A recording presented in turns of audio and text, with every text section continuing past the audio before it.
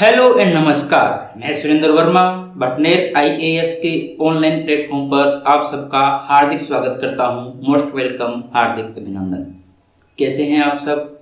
उम्मीद करता हूं बहुत अच्छे होंगे तथा करंट अफेयर की हमारी क्लासेस का आनंद भी उठा रहे होंगे।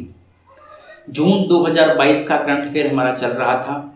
इस सीरीज के अंदर हमारी 3 क्लासेस कंप्लीट हो चुकी थी, पॉलिटी की, इंटरनेशनल रिलेशन की तथा इकोनॉमिक्स की। आज हम जून 2022 महीने की चौथी क्लास लेके आपके सामने हाजिर हुए हैं, जिसका नाम है पर्यावरण तथा पारिस्थितिकी, इन्वायरमेंट तथा इकोसिस्टम इंग्लिश में यदि हम कहें। तो इसके संबंध में जितने भी हमारे पास जून महीने के अंदर इम्पोर्टेंट टॉपिक रहे होंगे, उन सब के बारे में हम जानकारी हासिल करने की कोशिश करेंगे। हर बार की तरह फिर से मैं आपको बता दूं कि हम यहाँ पर जो हमारा पर्यावरण तथा पारिस्थितिकी नाम का जो सब्जेक्ट है उसको हम नहीं पढ़ने वाले हैं, लेकिन उस सब्जेक्ट के संबंध में क्या क्या बातें हमारे पास पिछले 1 महीने में इम्पोर्टेंट रही हैं, उन सब बातों को हम पढ़ने वाले हैं। यदि आप अपने परी तथा मेन एग्जाम की मुकम्मल तैयारी करना चाहते हो तो आप अपने सब्जेक्ट को भी पढ़ें और सब्जेक्ट के साथ साथ जो मैं आपको बता रहा हूं इन फैक्ट को भी पढ़ें, इन तथ्यों को भी पढ़ें, इन जानकारियों को भी आप अपने नोटबुक के अंदर नोट करते रहें, ताकि आपका किसी भी तरह से कोई भी क्वेश्चन आ जाए, एक भी क्वेश्चन छूटे नहीं। याद रखना, environment, ecology, geography, international relations, economics, ये कुछ ऐसे फैक्ट हैं, ऐसे सब्जेक्ट हमारे पास हैं जहाँ से करंट से क्वेश्चन ज़्यादा से ज़्यादा बनते हैं। यदि आपने इन सब्जेक्ट को करंट अफेयर के साथ पढ़ा तो आप बड़ी आसानी से प्री एग्जाम तथा मेन एग्जाम को क्लियर कर जाओगे। आपको पता भी नहीं चलेगा, जितनी आप मेहनत कर रहे हो उसी मेहनत पे आप क्लियर कर जाओगे। टाइम ज़्यादा खराब नहीं करते हुए हम आते हैं आज की पहली हमारी न्यूज़ की तरफ। State of the world forest 2022। एक हिसाब से मैं ये बात कर दूं कि ये हमारे पास एक रिपोर्ट है, जंगलों के बारे में रिपोर्ट है, वनों के बारे में रिपोर्ट है। ये रिपोर्ट में बताती है कि दुनिया के अंदर वन कहाँ पर ज़्यादा है, कहाँ पर कम है, कम कहाँ हुए, ज़्यादा कहाँ हुए। एक हिसाब से वन रिपोर्ट के बारे में हम बात कर रहे हैं, लेकिन किसकी बात की जा रही है? दुनिया के अंदर वनों की बात 2022 के अंदर चर्चा के अंदर क्यों है? हाल ही में संयुक्त राष्ट्र खाद्य और कृषि संगठन, देखिए कोई भी रिपोर्ट जारी करने वाला जो ऑर्गेनाइजेशन होता है वो ऑर्गेनाइजेशन भी हमारे लिए इम्पोर्टेंट होता है। यदि मैं आज से 3-4 साल पहले की बात करूं तो शायद हम इन ऑर्गेनाइजेशंस का नाम याद नहीं रखते होंगे और हमारे लिए जरूरी भी नहीं था, लेकिन यूपीएससी ने अपने आप को चेंज किया है। यूपीएससी ने पैटर्न को बदला है। पहले यूपीएससी अपने क्वेश्चन के अंदर जहाँ केवल 3 या 4 मैक्सिमम स्टेटमेंट दिया करती थी, लेकिन इस बार का यदि हम क्वेश्चन पेपर देखते हैं तो 5 से लेकर 7 तक स्टेटमेंट दिए हैं। मिनिमम स्टेटमेंट 5 दिए हैं क्वेश्चन के अंदर। यदि 7 या 5 स्टेटमेंट एक क्वेश्चन के अंदर दिए जा रहे हैं तो डेफिनेटली उनमें से कुछ क्वेश्चन हमारे पास, कुछ फैक्ट हमारे पास ऐसे होंगे जो सीधे फैक्ट के ऊपर पूछे गए होंगे। तो उनमें से यही पूछेंगे ना कि वर्ल्ड फॉरेस्ट रिपोर्ट जो है इस ऑर्गेनाइजेशन के द्वारा एस्टेब्लिश की जाती है या प्रकाशित की जाती है, तो ऐसा पूछा जा सकता है। तो इसलिए अब आपको डीपली भी पढ़ना पड़ेगा और एक एक बात को गहराई से पढ़ना पड़ेगा। तो सबसे पहले की हम बात क्या करते हैं, ये जो रिपोर्ट जारी की गई है किसके द्वारा की गई है? United Nations Food and Agriculture Organization, जिसको यूनाइटेड नेशन FAO कहा जाता है, फूड एंड एग्रीकल्चर ऑर्गेनाइजेशन के नाम से जाना चाहता है। इसने state of the world forest report 2022 को जारी किया है। अभी हाल ही में जारी की गई है, इसलिए हम इसको पढ़ रहे हैं। जनवरी 2022 के अंदर हम यदि इंडिया की बात करते हैं तो इंडिया के अंदर जनवरी 2022 के अंदर केंद्रीय पर्यावरण तथा वन और जलवायु परिवर्तन मंत्रालय, एक ही मंत्रालय का नाम है, ने India state of forest report 2021 जारी की थी। इस रिपोर्ट के बारे में हमने गहराई से अध्ययन किया था जब हम पिछली जो आपका मेन एग्जाम, पिछला प्री एग्जाम हुआ था उससे पहले जब हम तैयारी कर रहे थे। यदि आपने जो हमारी रिपोर्ट है जनवरी 2021 की जो रिपोर्ट है उसके बारे में जानकारी हासिल करनी है तो हमारे जो पुराने वीडियोस जो आपके एप्लीकेशन के अंदर भी होंगी और आप यूट्यूब चैनल पे भी रखी होंगी, आप उन पुराने वीडियोस का अध्ययन कीजिए। आपको उस रिपोर्ट को डिटेल जानकारी दी गई है। लेकिन अभी हम हमारी इस सीरीज के अंदर केवल करंट रिपोर्ट जो है दुनिया के बारे में रिपोर्ट है, पूरे विश्व की रिपोर्ट 2022 की, उसके बारे में हम चर्चा करने वाले हैं। वन तथा भूमि उपयोग पर ग्लासगो नेताओं की घोषणा में 140 देशों के द्वारा वर्ष 2030 तक वनों को समाप्त होने से रोकने तथा उनकी बहाली और टिकाऊ उत्पादन में खपत समर्थन करने का संकल्प लिया गया था। डेफिनेटली भाई ये जो ग्लासगो के अंदर सम्मेलन हुआ था, वन तथा भूमि के उपयोग से संबंधित सम्मेलन जो हुआ था ग्लासगो के अंदर, पर्यावरण का सम्मेलन था, उस सम्मेलन के अंदर 140 देशों के जो नेता लोग थे उन्होंने इस बात की घोषणा की थी, इस बात का संकल्प लिया था कि 2030 तक हम वनों की जो कटाई है उसको रोकेंगे। 2030 तक हम ऐसी स्थिति उत्पन्न कर देंगे कि अब वन कम नहीं होंगे, इसके बाद वनों की बढ़ोतरी ही होगी, कम नहीं होंगे, या वनों के समाप्त होने की को रोकने के लिए एक संकल्प जारी किया गया था या संकल्प लिया गया था। और उसी संकल्प की दिशा के अंदर हम देखते हैं कि रिपोर्ट कहाँ तक कारगर होती है और क्या नतीजा आता है इस रिपोर्ट के तहत। क्या उस संकल्प की तरफ हम अग्रसर हो रहे हैं या हम उस संकल्प से दूर होते जा रहे हैं। रिपोर्ट के बारे में यदि हम बात करते हैं तो इस रिपोर्ट का प्रकाशन द्विवार्षिक तौर पे किया जाता है, हर 2 साल के बाद किया जाता है। ये 2022 के अंदर आई है, इसका मतलब क्या है, इससे पहले हमारे पास 2020 के अंदर आई होगी और आगे आने वाली रिपोर्ट जो है 2024 के अंदर आएगी।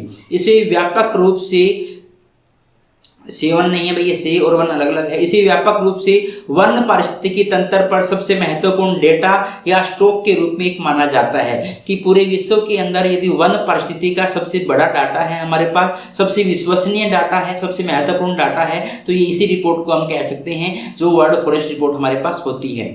SOF का 2022 का संस्करण, ये जो हमारे पास 2022 की रिपोर्ट आई है, हरित पुनर्प्राप्ति, जलवायु परिवर्तन और जैव विविधता के शरण सहित पृथ्वी पर बहुआयामी संकट से निपटने हेतु 3 वन मार्गों की क्षमता का निरीक्षण करता है। इस बार की जो रिपोर्ट थी उसने 3 वन मार्गों की क्षमता का निरीक्षण किया था। कौन कौन से 3 वन मार्ग भाई, किस तरीके से हम रोक सकते हैं जलवायु को परिवर्तन होने से, किस तरीके से हम रोक सकते हैं जैव विविधता का शरण होने से, और किस तरह से हम प्राप्त कर सकते हैं हरियाली को वापस से। इसके लिए उसने 3 बातों का निरीक्षण किया है। वो 3 बातें कौन कौन सी है? पहली बात, वनों की कटाई को रोकना तथा वनों को बनाए रखना। डेफिनेटली यदि हमने हरियाली को बनाए रखना है, जलवायु परिवर्तन को होने से रोकना है, तो पहला काम तो हमें क्या करना पड़ेगा, वनों की कटाई को रोकना पड़ेगा, वनों को बनाए रखना पड़ेगा। यदि वन हमारे कम होते चले गए तो हरियाली ऑब्वियसली हमारी कम होती चली जाएगी, साथ ही साथ जलवायु के अंदर परिवर्तन होना भी हमारे शुरू हो जाएगा और हमारे पास जैव विविधता को भी शरण होगा, नुकसान होगा।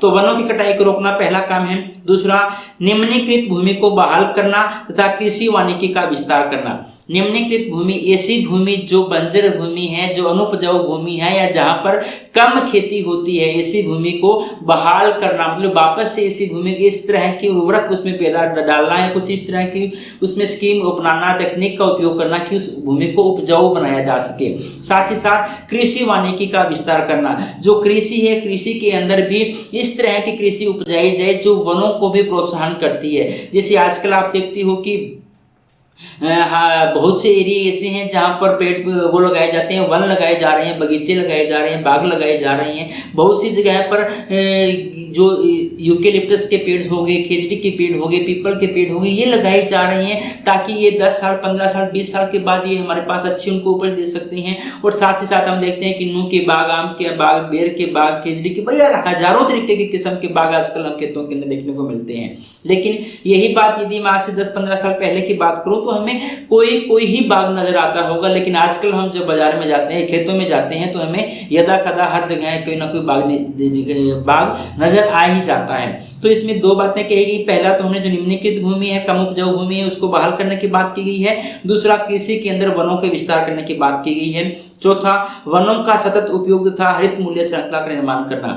ये कहते हैं कि आप वनों का उपयोग करते रहो। देखो भाई, हमें लकड़ी चाहिए ही चाहिए, चाहे हम उसके लिए प्लम्बर के लिए लकड़ी चाहिए होती है, चाहे हमें फर्नीचर बनाने के लिए लकड़ी चाहिए होती है, चाहे हमें ईंधन के लिए लकड़ी चाहिए, चाहे हमें नाव, नौका या कुछ ऐसी चीजें जो भी हम बना रहे हैं, चाहे हम परिवहन के साधन बनाते हैं, उनमें हमें लकड़ियों की जरूरत पड़ती है। तो लकड़ियां तो हमें चाहिए ही चाहिए। वो लकड़ियां हमें कहाँ से मिलेगी? अल्टीमेटली लकड़ियां हमें वनों से ही मिलेगी। तो वनों का उपयोग तो हमारे पास होगा ही, सतत उपयोग होगा। लेकिन सतत उपयोग के साथ साथ हमें इस बात का भी ध्यान रखना है कि हरित मूल्य श्रृंखला का निर्माण, मतलब कि जितने वन हम काट रहे हैं, जितने पेड़ पौधे हमारे द्वारा काटे जा रहे हैं, उसी के अनुपात के अंदर यदि हम पेड़ पौधे लगा रहे हैं तो कोई नुकसान नहीं होगा।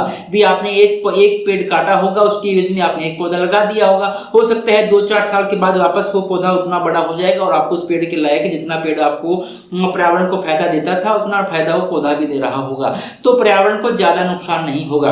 तो ये 3 बातों के ऊपर खास ध्यान दिया गया इस रिपोर्ट के अंदर। पहला, वनों की कटाई को रोकना, वनों को बनाए रखना, निम्नाकृत भूमि को बहाल करना तथा कृषि वानिकी का विस्तार करना, और तीसरा हमने क्या देखा, वनों का सतत उपयोग करना, कैसे करना, हरित मूल्य श्रृंखला जो है उसको बनाए रखना।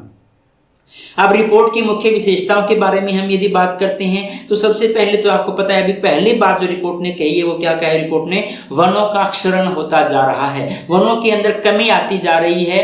किस तरह से कमी आती जा रही है, क्या आंकड़ा कहा है, वनों की कटाई के कारण वर्ष 1990 और वर्ष 2020 के बीच, 1990 से लेकर 2020 तक के 30 साल की हम यदि बात कर रहे हैं तो इस 30 साल के अंदर इस रिपोर्ट ने क्या कहा, इस 30 साल के अंदर 420 मिलियन हेक्टेयर वन नष्ट हो गए हैं। 420 मिलियन हेक्टेयर, बहुत ज्यादा हो गया भाई, 1 मिलियन का मतलब होता है 10 लाख, तो 420 के आगे यदि मैं 10 लाख की बात करता हूं तो ये तो हमारे पास कितने हो गए, 4 अरब 20 करोड़ मिलियन हेक्टेयर हमारे पास वन हो गए।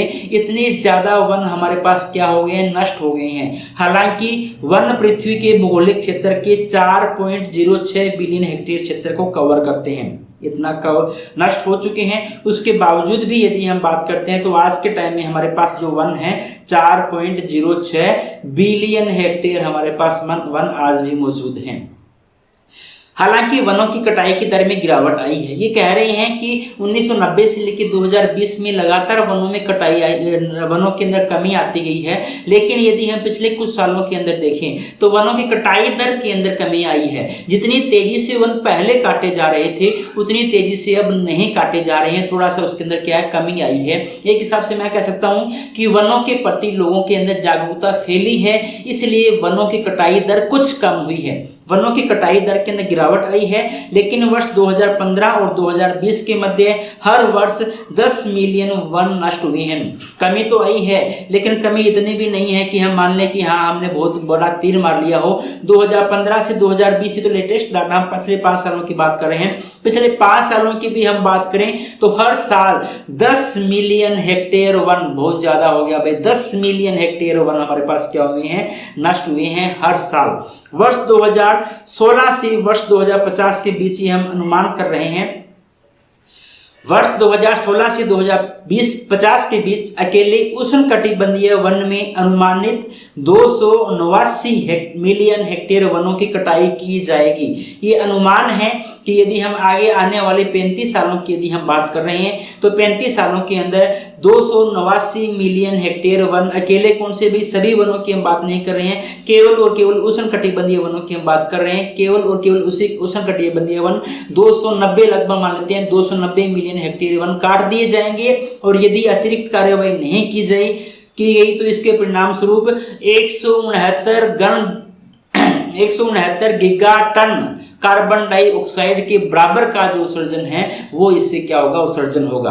भाई वन क्या करते हैं, ग्रीन हाउस गैस को सोख लेते हैं। यदि वन नहीं होंगे तो ग्रीन हाउस गैसों को नहीं सोखा जाएगा। तो यदि ग्रीन हाउस गैसों को नहीं सोखा जाएगा तो इसके जो हमारे पास ग्रीन हाउस गैसें वातावरण के अंदर ज़्यादा फैलेंगी। तो कितनी ज़्यादा फैलेंगी, इतनी ज़्यादा फैल जाएंगी ग्रीन हाउस गैसें इस दौरान के अंदर 2050 के बीच में, जितनी यदि 169 गीगाटन, गीगा का मतलब 10⁻12 टन, यदि 169 गीगाटन, 169 का मतलब हो गया 169 इंटू 10⁻10 टन, यदि इतनी टन कार्बन डाइऑक्साइड वातावरण के अंदर छोड़ दी जाए, इससे जितना प्रदूषण होगा ना उतना प्रदूषण ग्रीन हाउस गैसों से होने वाला है यदि हमने वनों को काट दिया। ग्रीन हाउस गैसों का कुल योग वैश्विक वार्षिक कार्बन डाइऑक्साइड के समकक्ष उत्सर्जन के आधार पर बिलियन टन के रूप में व्यक्त किया जाता है। ये बताया है कि ये जो यूनिट आपको दी गई है, ये यूनिट क्या है, ये इकाई क्या है, ये इकाई है कि एक साल के अंदर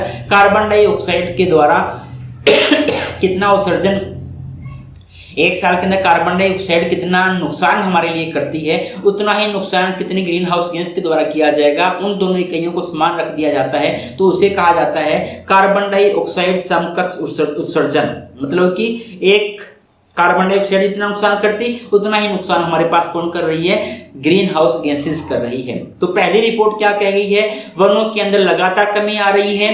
पहले हमने 30 साल की रिपोर्ट देखी, फिर हमने देखा लास्ट 5 साल में भी कमी आई है, फिर हमने अनुमान देखा कि यदि इसी तरह से कमी होती रही तो आगे आने वाले साल के अंदर लगभग 290 मिलियन टन हेक्टेयर वन काट दिए जाएंगे केवल उष्ण कटिबंध के, और उसका नुकसान हमारे पास होगा वो 169 गीगा टन जो हमारे पास कार्बन डाइऑक्साइड छोड़ी जाती, उतनी मात्रा के अंदर ग्रीन हाउस गैसें वातावरण के अंदर फैल जाएंगी।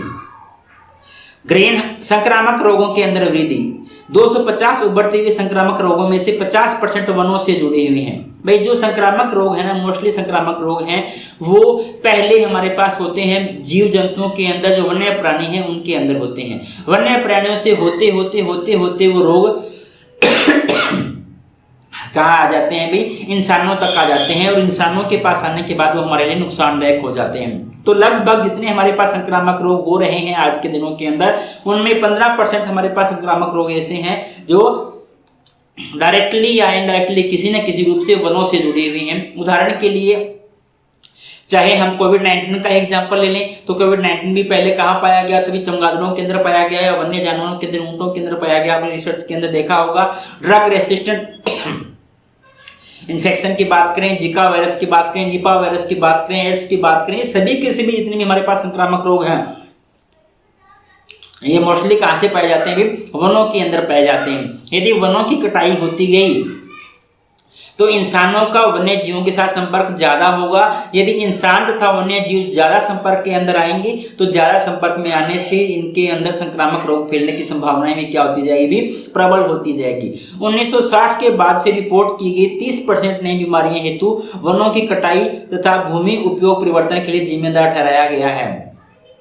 तो 1960 के बाद आज तक जितनी बीमारियां हुई हैं उनमें से 30% बीमारियां केवल किस वजह से हुई है, वनों की कटाई कर दी गई। वनों की कटाई की वजह से क्या हो गया, मानव का इनके साथ संपर्क बढ़ा है, जंगली जानवरों के साथ संपर्क बढ़ा है, जिसकी वजह से उनके अंदर जो वायरस थे वो इंसानों के अंदर भी आने लगे हैं और बीमारियों का कारण बने हैं। गरीबी के स्तर में वृद्धि। तीसरी बात कहती है कि अवैध वन्य जीव व्यापार को रोकने, भूमि परिवर्तन से बचने और निगरानी बढ़ाने के आधार पर महामारी को रोकने हेतु वैश्वीकरण नीतियों की लागत का अनुमान 22 अरब अमेरिकी डॉलर से बढ़कर 31 अरब अमेरिकी डॉलर हो गया है। तो ये कहते हैं वनों की कटाई से जो हमारे पास नुकसान होते हैं, चाहे वन्य जीवों के व्यापार की रोकने की हम बात करते हैं, चाहे भूमि का जो उपयोग पहले वन भूमि थी उसको कृषि भूमि के रूप में या आवासीय भूमि के रूप में किया जा रहा है, चाहे उसकी ऐसा नहीं किया जाए इसकी निगरानी करने के लिए खर्च होने वाला हो, चाहे जो महामारियां हैं उनको रोकने के लिए जो खर्च किया जा रहा है, इस सब के ऊपर जो खर्च हमारा पहले 22 अरब अमेरिकी डॉलर हुआ करता था, अब वो बढ़ के हमारे पास कितना हो गया है, 31 अरब अमेरिकी डॉलर हो गया है।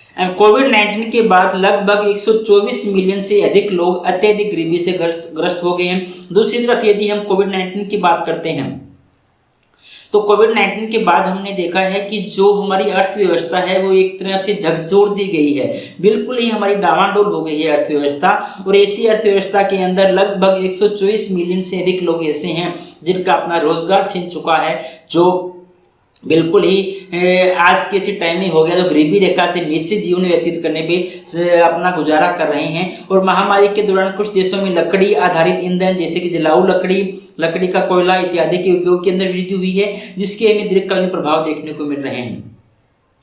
कुल मिला के ये ऐसा कहना चाहते हैं कि पहला तो वनों की कटाई हो रही है, जिसकी वजह से वनों की कटाई तथा महामारी के ऊपर हमारा खर्च बढ़ने लगा है, जिससे हमारे पास पैसों की कमी हुई है, गरीबी को बढ़ावा मिला है। दूसरा, गरीबी हमारे पास कुछ इस तरह की है हमारे पास कि लोग जलाऊ लकड़ी के लिए वनों पर निर्भर करते हैं, उनके पास ये सुविधाएं नहीं है कि वो गैस सिलेंडर का उपयोग कर सके।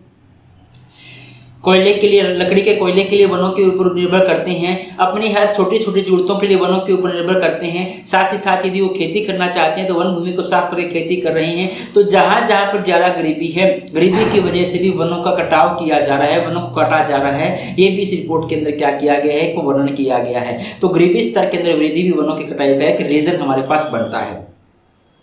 प्राकृतिक संसाधनों की खपत की यदि हम बात करते हैं तो वर्ष 2050 तक विश्व की जनसंख्या 9.7 बिलियन पहुंचने का अनुमान है। ये अनुमान है कि 2050 तक हमारी जनसंख्या जो है 9.7 बिलियन तक पहुंच जाएगी।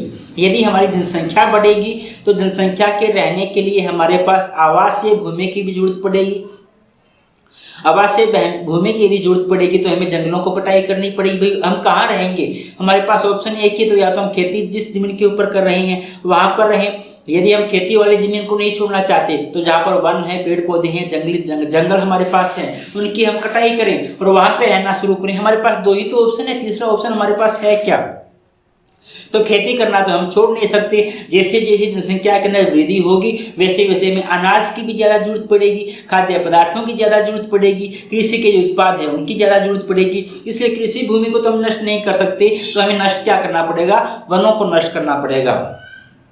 यही लिखा हुआ है, जिससे भूमि के लिए प्रतिस्पर्धा के अंदर वृद्धि होगी तथा वर्ष 2050 तक इस बढ़ी हुई आबादी की भोजन की मांग भी हमारे पास 35 से 56% तक बढ़ जाएगी। जनसंख्या के आकार और संपन्नता में वृद्धि के कारण संयुक्त रूप से सभी प्राकृतिक संसाधनों की वार्षिक खपत भी हमारे पास 92 मिलियन टन 2017 के अंदर कितनी थी भाई? 92 मिलियन टन हमें प्राकृतिक संसाधन चाहिए थे, लेकिन 2060 के अंदर ये लगभग दोगुनी होकर हमारे पास कितनी हो जाएगी भाई? 190 मिलियन टन हो जाएंगी। वार्षिक बायोमास निष्कर्ष की यदि हम बात करते हैं, 2017 के अंदर ये 24 अरब टन था, जो 2060 के अंदर 44 अरब टन हमारे पास हो जाएगा। जो हमारे पास कचरा होता है खाने के पदार्थों से या जो भी हमारे पास ऑर्गेनिक फूड्स होते हैं उनसे जो कचरा निकलता है उसको बायोमास निष्कर्षण हम कहते हैं, एक्सट्रैक्शन कहते हैं। 2017 तक हमारे पास 24 अरब टन था, 2060 तक इसके 44 अरब टन पहुंचने की उम्मीद है। मुख्य रूप से निर्माण तथा पैकेजिंग के कारण वन आधारित बायोमास की मांग में और अधिक वृद्धि होने की संभावना है। तो ये कह रहा है जैसे जैसे जनसंख्या के अंदर वृद्धि होगी प्राकृतिक संसाधनों के अंदर वृद्धि होगी। प्राकृतिक संसाधन, पहली बात तो जनसंख्या में वृद्धि होने से वन काटे जाएंगे, दूसरा प्राकृतिक संसाधनों की मांग बढ़ेगी तो उसकी वजह से भी हमारे पास प्राकृतिक संसाधनों का ज़्यादा से ज़्यादा दोहन किया जाएगा, जो भी हमारे लिए पर्यावरण के लिए आगे नुकसानदायक हो सकता है। वनों पर जीडीपी की निर्भरता की यदि हम बात करते हैं तो यह अनुमान है कि विश्व के आधे से अधिक सकल घरेलू उत्पाद वर्ष 2020 के अंदर 84.4 ट्रिलियन अमेरिकी डॉलर की बात की जाए जंगलों के द्वारा प्राप्त की जाने वाली प्राकृतिक सेवा भी मामूली रूप से होती है। तो लगभग 50% जो हमारी जीडीपी है वो वनों से डायरेक्टली या इनडायरेक्टली जो हमें उत्पाद प्राप्त होते हैं उनके ऊपर निर्भर करती है। यदि हमारे वन कम होते चले गए तो हमारी जीडीपी का भी क्या होगा? लॉस होगा। तो ये वन रिपोर्ट हमारे पास 2022 थी, उसने 5 हमारे पास बातें दर्शित की है और पांचों ही बातें में बताती है कि यदि वन हमारे पास कम होते गए तो हमें नुकसान होगा।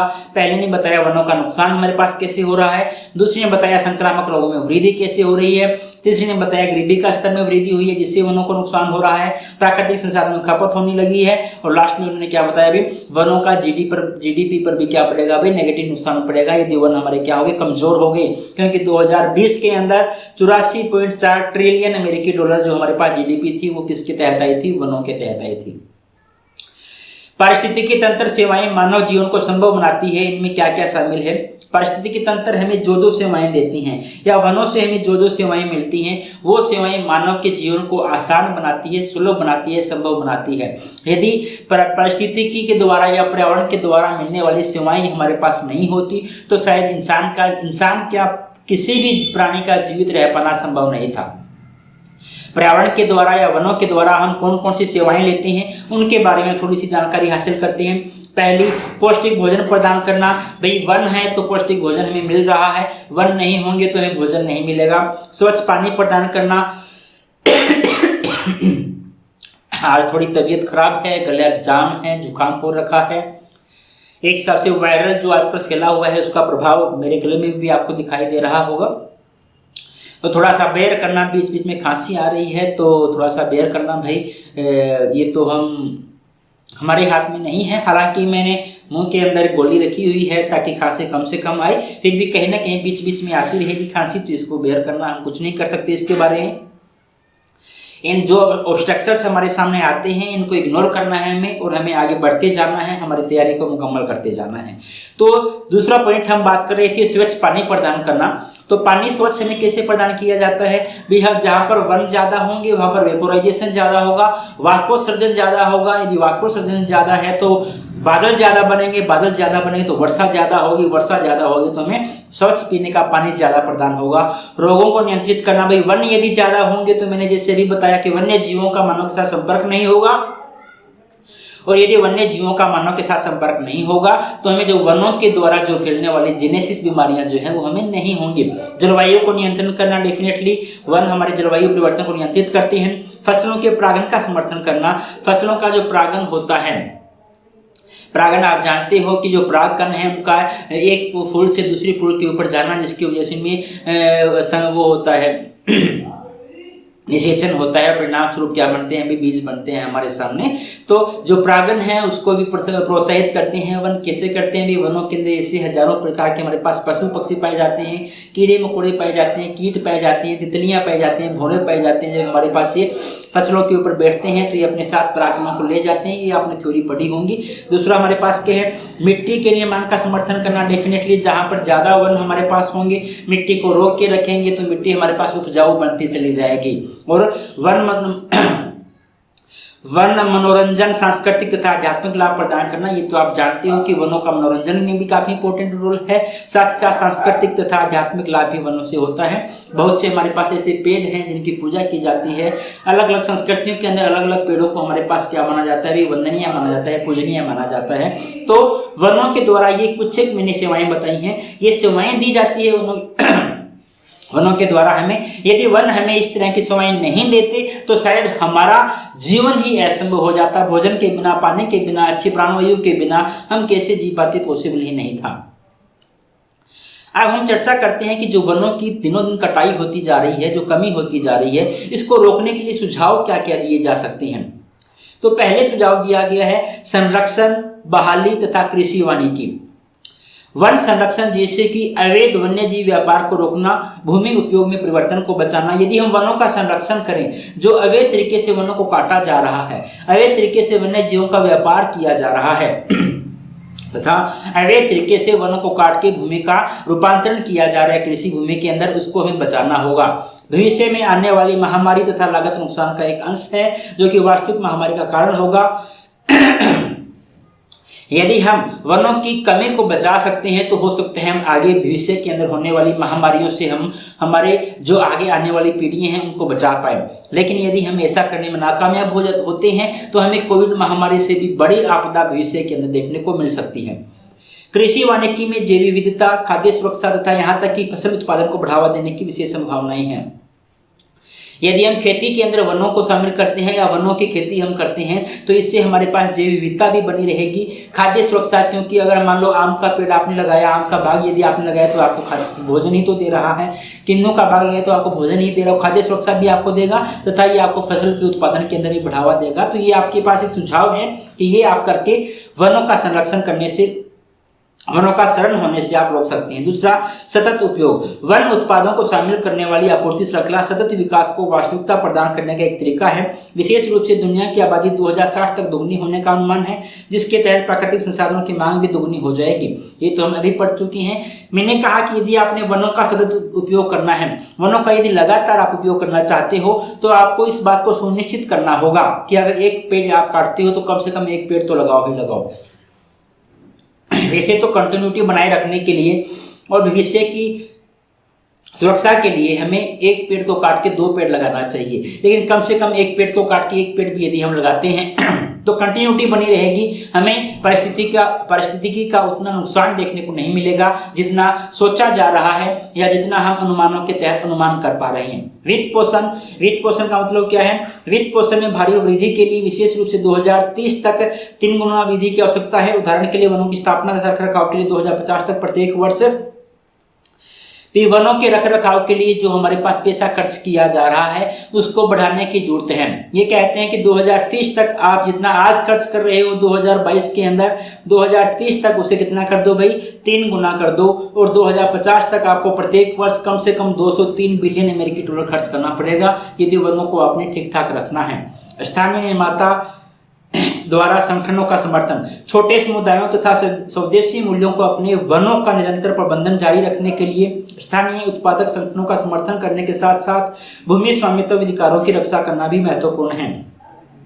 इसके लिए छोटे किसानों को उनके विकसित उत्पादकों पर दीर्घकालीन अधिकार प्रदान कर सकती हैं। और कृषि वानिकी को जोखिम में कम करने के लिए साथ साथ प्रथागत भूमि अधिकारों की देखिए होता क्या है कि जो हमारे पास स्थानीय निर्माता जो हैं, जो हमारे पास मान लो एक फर्नीचर बनाने वाला जो है, फर्नीचर बनाने वाला जो कारीगर हमारे पास है, या नाव बनाने वाला कारीगर हमारे पास है, या कुछ ऐसा कारीगर जिसको क्या चाहिए, वनों से लकड़ी चाहिए, या हमारे पास जो पेड़ पौधों से जो हमें फ्रूट प्राप्त होते हैं, फल प्राप्त होते हैं, उनसे उनका कोई उत्पाद करने वाला है, या मैं जैसे कि जो नारियल का बिजनेस करने वाला है, उसको क्या करना पड़ता है, वो वनों पर ही निर्भर करता है, उसकी आजीविका वनों के ऊपर ही है। यदि हम उनके साथ कोऑर्डिनेशन बना के चले, सरकार कुछ इस तरह की नीतियां बनाए कि उनका बिजनेस भी चलता रहे तथा वनों की कमी भी हमारे पास नहीं हो, वनों की कटौती भी हमारे पास नहीं हो, तथा उनको जो अपने पेड़ों का लॉन्ग टर्म उपयोग करने के लिए उनको दे दिया जाए कि भाई आप जैसे नारियल का बिजनेस करने वाला उसको कह दीजिए, ये नारियल जो है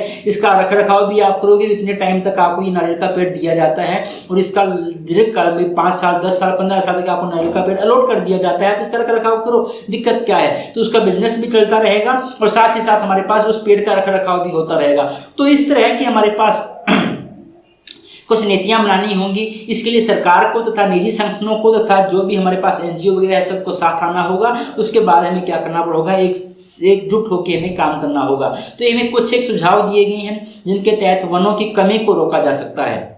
तो अभी हमने देखा था कि जो वन रिपोर्ट जारी की गई है ये किसके द्वारा जारी की गई है, FAO Food and Agriculture Organization of the UN। तो इसके बारे में हम जानकारी हासिल कर लेते हैं। FAO संयुक्त राष्ट्र की एक विशेष एजेंसी है जो भूखमरी से बचने के लिए अंतर्राष्ट्रीय प्रयासों का नेतृत्व करती है। वर्ष 1945 में FAO की स्थापना की वर्षगांठ को चिन्हित करने के लिए। तो इसकी स्थापना कब हुई थी, इसकी स्थापना हुई थी हमारे पास 16 अक्टूबर 1945 को, और इसी 16 अक्टूबर के दिन इसकी स्थापना हुई थी। इसी दिन के दिन हमारे पास 16 अक्टूबर को बनाया जाता है विश्व खाद्य दिवस बनाया जाता है। यह रोम या इटली में स्थित संयुक्त राष्ट्र के खाद्य सहायता संगठनों में से एक है। तो इसका मुख्यालय कहाँ है भाई, इटली की राजधानी रोम के अंदर है तथा इसकी 2 सहयोगी संस्थाएं भी है। पहली इसकी सहयोगी संस्था जिसका नाम है विश्व खाद्य कार्यक्रम, ये इसकी सहयोगी संस्था है। तो दूसरी इसकी सहयोगी संस्था का नाम क्या है भाई, कृषि विकास हेतु अंतर्राष्ट्रीय कोष, ये इसकी सहयोगी संस्थाएं हैं, 2 इनका नाम है। इसके द्वारा कुछ एक हमारे पास पब्लिकेशंस या कुछ एक रिपोर्ट जारी की जाती हैं, जैसे अभी हमने देखा ये रिपोर्ट जारी की गई है। तो इसी तरह की 5-6 रिपोर्ट जारी करता है। कौन कौन सी रिपोर्ट जारी करता है, पहला वैश्विक मत्स्य पालन तथा एक्वाकल्चर की स्थिति रिपोर्ट जारी करता है। दूसरा state of the world forest, जिस रिपोर्ट की हम चर्चा कर रहे हैं। अगली रिपोर्ट वैश्विक खाद्य सुरक्षा तथा पोषण की स्थिति, आगे खाद्य तथा कृषि की स्थिति, और लास्ट में कृषि कमोडिटी बाजार की स्थिति। तो ये 5 तरह की हमारे पास पब्लिकेशंस है जो इसके द्वारा जारी की जाती है। तो ये आज की हमने पहली रिपोर्ट पढ़ी, वर्ल्ड फॉरेस्ट रिपोर्ट, जिसके बारे में आपको जानकर अच्छा लगा होगा। दूसरी तरफ हम जाते हैं state of the world birds, पक्षियों के बारे में रिपोर्ट। वो तो हमारे पास पेड़ पौधों के बारे में, वनों के बारे में, जंगलों के बारे में थी, और ये किसके बारे में, बर्ड्स के बारे में है, पक्षियों के बारे में ये रिपोर्ट हमारे पास है। चर्चा के अंदर क्यों है, state of the world birds की नई समीक्षा के अनुसार दुनिया भर में मौजूदा पक्षी प्रजातियों की आबादी लगभग 48% गिरावट हुई है या होने का संदेह है।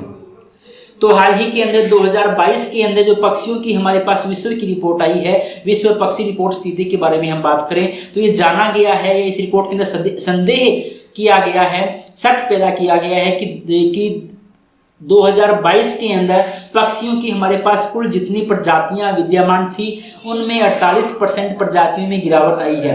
पक्षियों की संख्या की बात नहीं कर रहे हैं, हम बात कर रहे हैं पक्षियों की प्रजाति की।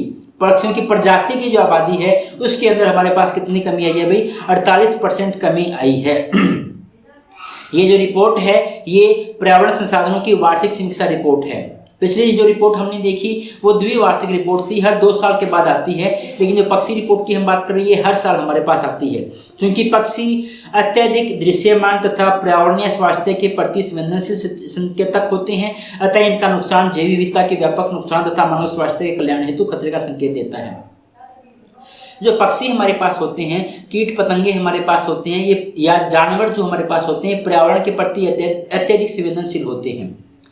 ये एक विशेष प्रकार के वातावरण के अंदर ही रहते हैं और जैसे ही उस विशेष प्रकार के वातावरण में तब्दीली होती है, ये वैसे का वैसा वातावरण ढूंढने के लिए हजारों किलोमीटर की यात्रा कर लेते हैं, लेकिन जिस वातावरण के अंदर रहना है ये उसी वातावरण के अंदर रहेंगे। और यदि इनको अपने अनुकूल वातावरण नहीं मिलता है तो ये अपने आप को नष्ट भी कर देते हैं, मतलब कि ये उस वातावरण के अंदर सर्वाइव नहीं कर पाते हैं, जीवित नहीं रह पाते हैं।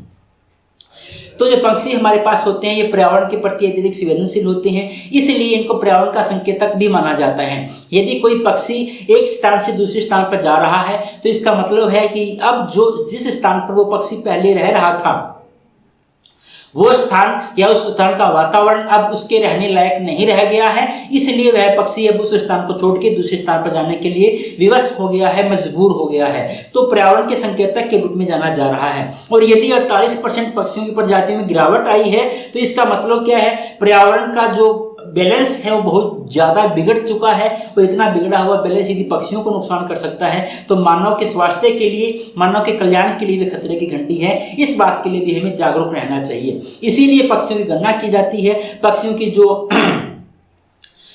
मूवमेंट है, पक्षियों का एक जगह से दूसरी जगह पे जाना जो है उसको ट्रेस किया जाता है ताकि हमें वातावरण के अंदर होने वाली परिस्थितियों का प्राकृतिक अनुमान हमें मिल सके। समीक्षा के प्रमुख बिंदु कौन कौन से थे? प्राकृतिक दुनिया तथा जलवायु परिवर्तन में मानव फुटप्रिंट के बढ़ते प्रभाव के कारण पक्षियों की 10,994 हमारे पास मान्यता प्राप्त प्रजातियां हैं। पूरी दुनिया के अंदर आज के टाइम में यदि हम बात करें पक्षियों की मान्यता प्राप्त प्रजातियां कितनी है भाई? 10,994 प्रजातियां। ये जो हमारे पास IUCN की रेड लिस्ट है उसके अंदर ये हमारे पास रजिस्टर्ड है। इनमें से लगभग आधे से ज्यादा प्रजातियां या आधी प्रजातियां हमारे पास 48% है, तो लगभग आधी प्रजातियां होगी जो संकट के लिए हमारे पास संकट के कगार पे आ गई है। और इसका रीजन क्या है? मानव का बढ़ता हुआ प्रभाव। मानव जो है हर जगह में अपनी टांग अड़ा रहा है। मानव के बढ़ते हुए प्रभाव की वजह से ये जातियां हमारे पास नष्ट होने के कगार पे आज के टाइम में आ गई है। लगभग 4,295 प्रजातियां, या मैं कहूँ परसेंटेज के हिसाब से 39% प्रजातियों में जनसंख्या रुझान स्थिर थे कि 39% प्रजातियां हमारे पास ऐसी हैं जिसकी जनसंख्या में कोई गिरावट नहीं आई है। वहीं 7% या 778 प्रजातियों में जनसंख्या हमारे पास बढ़ी है, जबकि 37 प्रजातियों में जनसंख्या प्रवृत्ति अज्ञात थी। 37 प्रजातियां हमारे पास ऐसी है जिसकी जनसंख्या को हम समझ ही नहीं पाए कि बढ़ी है या कम हुई है। 48% में कम हुई है, 39% में कोई परिवर्तन नहीं हुआ, 7% में बढ़ोतरी हुई है और 37 प्रजातियां हमारे पास कुल मिला के ऐसी हैं जिनका हमें पता नहीं है कि बढ़ोतरी हुई है, कमी हुई है, या मैं ऐसा कह सकता हूं कि इनका डाटा हमारे पास सफिशिएंट नहीं है। अध्ययन ने सभी वैश्विक पक्षी प्रजातियों के रुझानों में परिवर्तन को प्रकट करने के लिए प्रकृति की लाल सूची के संरक्षण के लिए अंतर्राष्ट्रीय प्रकृति संरक्षण संघ international union for the conservation of nature के डाटा का उपयोग करके एवियन जैव विविधता के प्रवर्तन की समीक्षा की है। मैंने आपको बताया ना ये सभी के सभी में कहाँ से डाटा मिला है? जो IUCN की हमारे पास रेड बुक है उस बुक से हमें ये डाटा देखने को मिला है। अब हम चर्चा करते हैं कि भारत में जो पक्षियों की स्थिति है उसके बारे में क्या चर्चा है। अभी तक तो हमने विश्व की जो रिपोर्ट थी उसके बारे में जानकारी हासिल की, हम भारत के बारे में हम जानकारी हासिल करने की कोशिश करते हैं। भारत में पक्षियों की विविधता में गिरावट की प्रकृति उतनी ही चिंताजनक है। जहां हाल ही में 146 प्रजातियों के लिए वार्षिक रुझानों की गणना की गई है, तो भारत के अंदर 146 पक्षियों की प्रजातियां हैं, उनकी वार्षिक रुझानों की हमने गणना की है, या मैं कह दूं जनसंख्या की हमने रिपोर्ट इसी साल हमने ली है। और रिपोर्ट के अंदर हमने क्या देखा है कि लगभग 80% पक्षियों की संख्या के अंदर गिरावट आ रही है। तो 146 प्रजातियों में से हमारे पास 80% जातियाँ ऐसी हैं जिनकी जनसंख्या में क्या आ रही है? कमी आ रही है। और लगभग 50% जातियां, इन 80 में से 50% तो ऐसी है जिनकी जनसंख्या में बहुत ही ज़्यादा कमी देखने को मिल रही हैं। अध्ययन में की गई 6% से अधिक प्रजातियों की आबादी स्थिर दर्शाई है और 14% प्रजातियों की आबादी बढ़ती हुई दिखाई है। तो हमारे पास 80% प्रजातियां ऐसी हैं जिनमें कमी आई है, 50% हमारे पास ऐसी है जिसमें बहुत ही ज़्यादा कमी आई है, बहुत ही ज़्यादा कमी आई है भाई। बाकी बचती है 20%, उसमें से 6% हमारे पास ऐसी है जिसमें न बढ़ोतरी हुई है न कमी हुई है। ये 14% हमारे पास पक्षी प्रजातियां ऐसी है जिसमें क्या हुई है? भी बढ़ोतरी हुई है। सबसे अधिक संकटग्रस्त प्रजातियां स्थानीय प्रजातियां, शिकार के पक्षी, जंगलों तथा घास के मैदान में रहने वाली प्रजातियां शामिल हैं। तो सबसे ज्यादा कमी जो देखी गई है किसमें देखा गया है भाई, ऐसी प्रजातियां जिनका शिकार हो जाता है, ऐसी प्रजातियां जो स्थानीय नेटिव प्लेस की प्रजातियां हैं, किसी न किसी वजह से वातावरण में चेंज होने की वजह से या मानवीय कारणों से वो नुकसान हो रहा है, या जंगल या घास के मैदान कम होते जा रहे हैं और वहां पर रहने वाली प्रजातियां जो है वो भी क्या होती जा रही है, कम होती जा रही है। गिरावट के कारण यदि हम देखते हैं प्राकृतिक आवासों का ह्रास हो रहा है, कई प्रजातियां प्रत्यक्ष अतिदोहन की खतरे का शिकार बन रही हैं। जीवित पक्षी प्रजातियों में 37% का सामान्य या विदेशी पालतू जानवर के रूप में तथा 14% को भोजन के रूप में उपयोग किया जाता है। जो भी हमारे पास पक्षी प्रजातियां हैं तो इनमें से 37% हमारे पास प्रजातियां ऐसी है जिनका पालतू जानवरों के रूप में उपयोग किया जाए। जैसे तोता आपने देखा होगा, तोता घरों के अंदर पाला जाता है, तो यदि पालतू जानवर के रूप में आप प्रयोग करते हो तो उनका रिप्रोडक्शन रुक जाता है, आगे उनकी जनसंख्या के अंदर जो वृद्धि होनी चाहिए वो नहीं हो पाती है। तो 37% तो ये प्रजातियां होगी जिनकी कमी देखी गई है, और 14% प्रजातियां ऐसी है जिनका खाने के अंदर उपयोग किया जाता है। जैसे मुर्गे का आपने देखा होगा, तीतर का आपने देखा होगा, कबूतर आपने देखा होगा, बहुत से जो लोग हैं वो इनको शिकार करते हैं, वो मार के खा जाते हैं, तो इस वजह से भी गिरावट देखी गई है। साथ ही मनुष्य के द्वारा विश्व के पक्षियों की जीवित प्रजातियों का 14% हिस्सा भोजन के रूप में उपयोग किया जाता है। मैंने कहा पूरे विश्व के अंदर 14% जो प्रजातियां हैं भोजन के रूप में उपयोग की जाती है। उष्णकटिबंधीय वनों के अलावा उत्तरी अमेरिका, यूरोप, भारत के लिए प्राकृतिक घास के मैदानों का खतरा विशेष रूप से चिंता का विषय रहा है।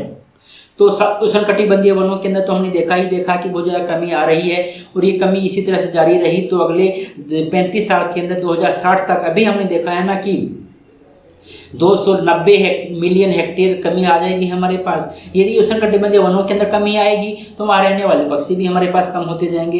इसके अलावा भी यदि हम बात करते हैं तो उत्तरी अमेरिका हो गया, यूरोप हो गया, भारत के जो प्राकृतिक घास के मैदान हैं उन घास के मैदानों के अंदर भी कमी आ रही है, जो भी हमारे लिए चिंता का विषय है कि पक्षियों की संख्या में कमी आती जा रही है। सुझाव की यदि हम बात करें, जनसंख्या बहुतायत तथा परिवर्तन के विश्वसनीय अनुमानों का संचालन करना। जो भी हमारे पास जनसंख्या के अंदर बढ़ोतरी आ रही है, चाहे पक्षियों की जनसंख्या के अंदर बढ़ोतरी आ रही हो, अब जनसंख्या की यदि जहाँ कहीं पर जनसंख्या ज़्यादा है पक्षियों की तो वहाँ पर हमें वो करना चाहिए, निरीक्षण करना चाहिए कि यहाँ पर कौन कौन सी वातावरण के अनुकूल परिस्थितियाँ हैं कि यहाँ जनसंख्या हमारे पास इनकी ज़्यादा है, तो वैसा वातावरण हमें दूसरी जगह पे भी दूसरी जगह के ऊपर भी उपलब्ध करवाना चाहिए। उनकी जनसंख्या के कहीं परिवर्तन हो रहा है तो जो परिवर्तन के हमारे पास वास्तविक अनुमान है, विश्वसनीय अनुमान है कि इस वजह से इनकी जनसंख्या के अंदर परिवर्तन हुआ है, तो उस विश्वसनीय अनुमानों का पता लगाना तथा उनका संचालन करना, उनको दूर करने का प्रयास करना, पहला सुझाव तो ये दिया जा रहा है। दूसरा, अनुपयुक्त तरीके से लागू किए जाने वाले पक्षियों को प्रभावित करने से रोकने के लिए हरित ऊर्जा संक्रमण की निगरानी करना कि हम हरित ऊर्जा संक्रमण, जो पेड़ पौधे हैं उनका ऊर्जा के रूप में उपयोग किया जाना है, तो इसको हरित ऊर्जा संक्रमण या नवाचार जो हमारे पास ऊर्जा में किए जा रहे हैं, यदि उनका कुछ इस तरीके से उपयोग किया जा रहा है या गलत तरीके से मान लो उनको लागू किया जा रहा है जिसकी वजह से पक्षियों को नुकसान पहुंच रहा है, तो जो गलत तरीका उपयोग किया जा रहा है उस गलत तरीके को हटाओ, उसका उपयोगी तरीके से उपयोग करो ताकि आप हरित ऊर्जा को भी प्राप्त कर सको, साथ ही साथ पक्षियों को, पेड़ पौधों को किसी तरह का नुकसान भी नहीं पहुंचे। चौथा, आक्रामक विदेशी प्रजातियों की आबादी का अनुमान। कई हमारे पास विदेशी प्रजातियां ऐसी है जो आक्रामक है, जो जब यहाँ पर हमारे पास आती हैं तो यहाँ की स्थानीय प्रजातियों को खा जाती हैं, मार जाती है, लड़ाई करती है, उनको अपना आवास छोड़ने के लिए मजबूर कर देती हैं। तो ऐसी जो आक्रामक विदेशी प्रजातियां हैं उनको भी आने से रोकना होगा। और लास्ट में हम देखते हैं मानव समाज को आर्थिक विकास रूप से सतत विकास की। ठीक है, अभी मानव समाज जो अपना आर्थिक विकास कर रहा है इसलिए पेड़ पौधे काट रहा है, ये सब काट रहा है, तो मानव को भी ये सोचना चाहिए कि अपना आर्थिक विकास तो करे ही करे, इसके साथ हर एरिया का सतत विकास भी करे ताकि जो वन भी बचे रहें, जलवायु भी बची रहे, पेड़ पौधे भी बचे रहें, इनके अंदर रहने वाले जीव जंतु पशु पक्षी भी हमारे पास बचे रहें। तो ये कुछ सुझाव है, इन सुझावों को मानकर हम कोशिश कर सकते हैं कि आगे आने वाले टाइम के अंदर हमारे पास जो पक्षी जो प्रजातियां हैं जिनके अंदर लगातार हमें कमी देखने को मिल रही है, ये कमी हमें देखने को नहीं मिलेगी तथा पक्षियों का हम उद्धार करने के अंदर सफल होंगे, कामयाब होंगे।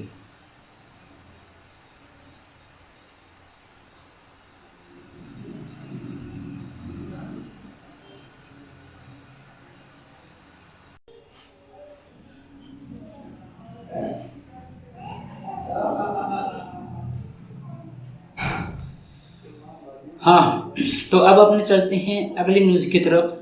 आपदा अनुकूलन अवसंरचना पर अंतर्राष्ट्रीय सम्मेलन। हाल ही के अंदर एक अंतर्राष्ट्रीय सम्मेलन हुआ है। किस पर हुआ है भाई? आपदा अनुकूलन अवसंरचना। जो भी हमारे पास प्राकृतिक आपदाएं आती है, डिजास्टर आता है, तो हमें हमारी जो स्ट्रक्चर्स हैं, हमारे जो बिल्डिंग्स वगैरह हैं, वो इस तरह से बनानी चाहिए जो उस आपदा को सहन कर सके। आपदा अनुकूलन अवसंरचनाएं, हमारी जो भी संरचनाएं हैं वो इस तरह की हों कि आपदा के अनुकूलन हो। तो इसके ऊपर एक अंतर्राष्ट्रीय सम्मेलन हुआ था। हम देखते हैं क्या हुआ था, क्यों चर्चा के अंदर है। हाल ही में प्रधानमंत्री ने वीडियो कॉन्फ्रेंस के माध्यम से आपदा प्रतिरोधी अवसंरचना पर अंतर्राष्ट्रीय सम्मेलन के चौथे संस्करण के उद्घाटन सम्मेलन को संबोधित किया। हाल ही के अंदर हुआ और भारत की तरफ से भारत के प्राइम मिनिस्टर ने पार्टिसिपेशन किया। सम्मेलन जो था इंटरनेशनल था, लेकिन सम्मेलन कैसे हुआ था भाई? ऑनलाइन हुआ था। कोविड के बाद से हमने देखा है जितने भी सम्मेलन हो रहे हैं ऑनलाइन हो रहे हैं, वीडियो कॉन्फ्रेंस के माध्यम से हो रहे हैं। और उसका जो उद्घाटन सम्मेलन था, उद्घाटन समारोह था, उसके अंदर भारतीय प्राइम मिनिस्टर को संबोधन करने का मौका भी मिला था। इसका पूरा नाम इंग्लिश में बोले तो international conference of the disaster resilient infrastructures. Short form में क्या बन जाता है? ICDRI बन जाता है, ICDRI। तो ICDRI आपदा तथा जलवायु अनुकूलन के लिए आवश्यक बुनियादी ढांचे पर वैश्विक पहल को मजबूती प्रदान करने हेतु सदस्य देशों, संगठनों, संस्थानों के साथ आपदा प्रतिरोधी बुनियादी ढांचे के लिए गठबंधन हेतु वार्षिक अंतर्राष्ट्रीय सम्मेलन है। तो ये जो हमारे पास सम्मेलन हुआ था, ये सम्मेलन किस लिए हुआ था? ये सम्मेलन इसलिए हुआ था कि जितने भी इसके सदस्य देश जिन्होंने पार्टिसिपेट किया था, जितने भी संगठन हैं, जितने भी संस्थान हैं, उन सभी का एक गठबंधन बनाया जा सके। और गठबंधन का नाम क्या रखा जा सके भी? आपदा प्रतिरोधी बुनियादी ढांचे के लिए गठबंधन, ICDRI। क्या भाई? CDRI जिसको कहा जा सकता है international coalitions for the disaster resilient infrastructures. तो ये जो सम्मेलन हुआ है, इसका मुख्य मकसद यही था कि जितने भी देश हैं, पार्टिसिपेट देश है, उनको इकट्ठा किया जाए। जितने भी संगठन हैं, जितने भी सदस्य हैं, जितने भी संस्थान इसके अंदर भाग ले रहे हैं, उन सब का एक गठबंधन बनाया जाए। किस नाम से बनाया जाए भाई? आपदा प्रतिरोधी बुनियादी ढांचे के लिए गठबंधन बनाया जाए। अब हम चर्चा करते हैं कि आपदा प्रतिरोधी बुनियादी ढांचे के लिए गठबंधन की हम जो बात कर रहे हैं, गठबंधन क्या है, इसके क्या काम है, क्या काम करेगा, क्या उद्देश्य है। यह है गठबंधन राष्ट्रीय सरकारों, संयुक्त राष्ट्र एजेंसियों तथा कार्यक्रमों, बहुपक्षीय विकास बैंकों तथा वित्त पोषण तंत्र, निजी क्षेत्र आदि की एक बहुहितधारक वैश्विक भागीदारी है। जैसा मैंने अभी ऊपर आपको बताया, सदस्य देश हो गए, संगठन हो गए, संस्थान हो गए, साथ ही साथ हमारे पास संयुक्त राष्ट्र संघ की एजेंसियां हो गई, या कोई हमारे पास ऐसे बैंक हो गए जो हमें वित्तीय सहायता प्रदान कर सकते हो, बहुराष्ट्रीय बैंक हमारे पास हो गए, वित्त पोषण देने वाले, दान देने वाले लोग हो गए, निजी क्षेत्र के लोग हो गए। इन सभी को मिलाकर साझे रूप से बनाया गया हमारे पास एक वैश्विक भागीदारी है, जिसका नाम क्या है? आपदा प्रतिरोधी बुनियादी ढांचे के लिए गठबंधन। भारत के प्राइम मिनिस्टर ने 23 सितंबर 2019 को संयुक्त राष्ट्र जलवायु कार्यवाही शिखर सम्मेलन में अपने भाषण के दौरान CDRI का शुभारंभ किया था। तो ये CDRI जिस गठबंधन की हम बात कर रहे हैं, इस गठबंधन का शुभारंभ किया जा चुका है। कब किया जा चुका है भी? 23 सितंबर 2019 को भारत के प्राइम मिनिस्टर के द्वारा किया गया था CDRI का उद्घाटन। और कब किया गया था? जब संयुक्त राष्ट्र जलवायु कार्यवाही शिखर सम्मेलन हो रहा था, उसके अपने भाषण के दौरान उन्होंने इस बात को कहा था। इसका उद्देश्य क्या है? सतत विकास के समर्थन में जलवायु तथा आपदा जोखिमों के लिए नई तथा मौजूदा बुनियादी ढांचा प्रणालियों की अनुकूलता को बढ़ावा देना। जो हमारे पास मौजूदा प्रणालियां हमारे पास विकसित हैं, जो मौजूदा स्ट्रक्चर हमारे पास हैं, उनको इस तरह से विकसित करना कि जो आपदा कभी भी आती है तो उसका सामना कर सके। तथा दूसरी तरफ जो हम नई प्रणालियां बनाने वाले हैं, नई संरचना हम बनाने वाले हैं, नया जो ढांचा हम बनाने वाले हैं, वो ढांचा हम इस तरह से बनाएं कि वो आपदा को सहन कर सके। तो ये दोनों के लिए ही बात करता है, इसका उद्देश्य दोनों के लिए है। चाहे नई परिस्थितियां हम बनाएं, नए इंफ्रास्ट्रक्चर चाहे हम बनाएं, उसके इसके लिए हम बात करें, चाहे जो पुराना है उसके लिए हम बात करें, ये दोनों को ही जो आपदा के प्रति क्या बनाना चाहता है भाई, अनुकूल बनाना चाहता है। हाल ही में या वर्तमान में इसके सदस्य देशों की हम बात करते हैं तो 22 इसके सदस्य देश हैं तथा इसके साथ साथ 22 देशों के साथ साथ 7 हमारे पास संगठन भी ऐसे हैं जो इसके सदस्य हैं। विषयगत क्षेत्र इसके अंतर्गत कौन कौन से क्षेत्र हैं जिसके तहत ये काम करेगा? शासन तथा नीति, जोखिम की पहचान तथा अनुकूलन, मानक तथा प्रमाणन क्षमता, निर्माण, नवाचार, उभरती हुई प्रौद्योगिकी, रिकवरी तथा पुनर्निर्माण, वित्त तथा समुदाय पर आधारित दृष्टिकोण। क्या क्या काम करेगा भाई? ये पहले काम करेगा जो भी हमारे पास जोखिम होता है आपदा की वजह से, जोखिम की पहचान करेगा, उस जोखिम का आंकलन करेगा, उसका मानक करेगा, मानक तथा प्रमाणन करेगा कि ठीक है ये हमारे पास इतना नुकसान हुआ है, ये सब कुछ करेगा। उसके बाद जो कुछ भी नुकसान हुआ है उसकी पुनः भरपाई कैसे की जा सकती है, उसको पुनः रिन्यू कैसे किया जा सकता है, क्षमता निर्माण के बारे में काम करेगा। नवाचार, नई नई टेक्निक अपनाएगा तथा उभरती हुई टेक्निक का उपयोग करेगा, तकनीक का उपयोग करेगा।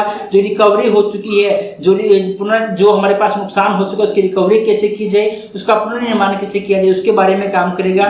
साथ ही साथ इसके लिए जो भी खर्चा लगने वाला है हमारा, उस खर्चे के लिए वित्त समुदाय पर आधारित हमारे पास दृष्टिकोण अपनाना, ये हमारे पास इसका उद्देश्य है, इसका विषय है, जिसके अंतर्गत हमारे पास जो CDIR है ये काम करने वाला है। CDRI का सचिवालय के लिए हम बात करते हैं तो नई दिल्ली के स्थित है, नई दिल्ली के अंदर है। जैसा कि अभी आपको पता चला, इसकी स्थापना 23 सितंबर 2019 को भारत के प्राइम मिनिस्टर के द्वारा की गई थी। तो डेफिनेटली इसका सचिवालय भी कहा होगा भाई भारत के अंदर ही होगा और नई दिल्ली के अंदर है। भारत के लिए इसके महत्व के लिए हम बात करते हैं तो भारत को जलवायु कार्यवाही तथा आपदा न्यूनीकरण पर वैश्विक नेता के रूप में उभरने का मंच प्रदान करता है।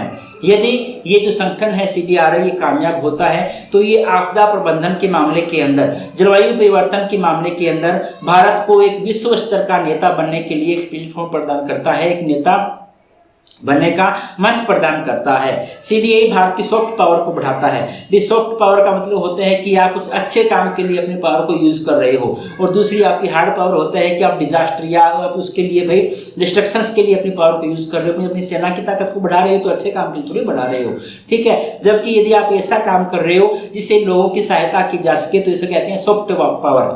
तो ये भारत की सॉफ्ट पावर को बढ़ाता है, लेकिन इसका अर्थशास्त्र के दृष्टिकोण से कहीं अधिक व्यापक है। जैसे मैंने आपको बताया ना, नेता के रूप में मंच प्रदान करता है तो भारत की सॉफ्ट पावर बढ़ती है, लेकिन ये कहते हैं कि सॉफ्ट पावर तो बढ़ेगी ही बढ़ेगी, विश्व के अंदर हम एक नेता के रूप में तो उभरेंगे ही उभरेंगे लेकिन इसका हमारे लिए इकोनॉमिकल इफेक्ट भी होगा, हमारे लिए वित्तीय महत्व भी इसका होगा, आर्थिक महत्व भी होगा। क्या क्या होगा? क्योंकि यह आपदा के जोखिम में कमी लाएगा। कि भारत के अंदर हम देखते हैं कि हमारा लगभग जो नीचे साउथ का जो हिस्सा है पूरा का पूरा तटीय हिस्सा है, तटीय बाउंड्री हमारी है, और जो हमारी समुद्री सीमा है या तटीय सीमा जो है वहाँ पर मुझे लगता है कि साल के अंदर 5-7 चक्रवात तो आते ही आते होंगे। इतने भयंकर चक्रवात आते हैं, इतने तूफान आते हैं, सुनामी हमारे यहाँ आ गई थी, उसकी वजह से नुकसान होता है। नॉर्थ इंडिया की यदि हम बात करते हैं तो पूरे का पूरा हिमालय जो हमारे पास है ये भूकंप प्रोन एरिया है, यहाँ पर भूकंप आते रहते हैं। गुजरात की यदि हम बात करें या नॉर्थ ईस्ट की यदि हम बात करें, भूकंप हमें यदा कदा देखने को मिलते रहते हैं। तो यहाँ पर बीच की यदि हम बात करते हैं, मध्य भारत की यदि हम बात करते हैं तो यहाँ पे बाढ़ आ जाती है। भाई बहुत सी नदियाँ ऐसी हैं जिनके अंदर हर साल बाढ़ आती ही आती है। यदि हम पश्चिम भारत की हम बात करते हैं, सूखा पड़ जाता है। तो पूरे इंडिया के अंदर किसी न किसी तरह की आपदा तो हमारे पास आती ही आती रहती है। और इस यदि आपदा आती है, डिजास्टर यदि आता है तो ये अपने साथ नुकसान लेके आता है। नुकसान बहुत ज़्यादा होता है, हद से ज़्यादा नुकसान हो जाता है। तो यदि हम इस तरह के कार्यक्रम अपनाएं, आपदा के अनुकूलन हम ढांचा यदि खड़ा करने में कामयाब होते हैं तो हमारे पास आपदा की वजह से जो जोखिम होते हैं उनमें जोखिमों के अंदर हमारे पास कमी आएगी। यदि जोखिमों के अंदर कमी आएगी तो जो सतत विकास के हमारे पास लक्ष्य हैं उनको प्राप्त करने में हमारे पास सहायता मिलेगी। जलवायु समझौते जितने भी हमने किए हैं उनके बीच में तालमेल बिठेगा, उनका स्थायी तथा समावेश भी। देखो, जलवायु के प्रति हमने जो समझौते किए हैं या अंतर्राष्ट्रीय जो भी हमने समझौता किया है उसको हम लागू करना तो चाहते हैं, लेकिन उसको लागू कर ही रहे होते हैं कि हमारे पास डिजास्टर आ जाती है, एक आपदा आ जाती है, भूकंप आ जाता है, महामारी आ जाती है, तो हम उसको लागू नहीं कर पाते हैं। हमारा ध्यान जो है डाइवर्ट हो जाता है। भी पहले जो डिजास्टर आ गई उसको उससे निपटें, या जो हमारे पास भविष्य के अंदर खतरा होने वाला है उससे निपटें। ऑब्वियस है जो आज हमारे पास खतरा हमारे सामने है हम उससे निपटेंगे। तो यदि हम आपदा प्रबंधन या आपदा के अनुकूलन हम हमारा संरचना विकसित कर लेते हैं तो उसका फायदा हमारे पास क्या होगा कि आपदाओं से होने वाला जोखिम हमारे पास कम हो जाएगा, जिसकी वजह से हम सतत विकास के लक्ष्यों को प्राप्त करने में कामयाब होंगे, हमारा आर्थिक नुकसान कम होगा। साथ ही साथ हम जो भी जलवायु के प्रति जितने भी हमने इंटरनेशनल समझौते किए हैं उन सभी को हम प्रभावी रूप से लागू कर पाएंगे।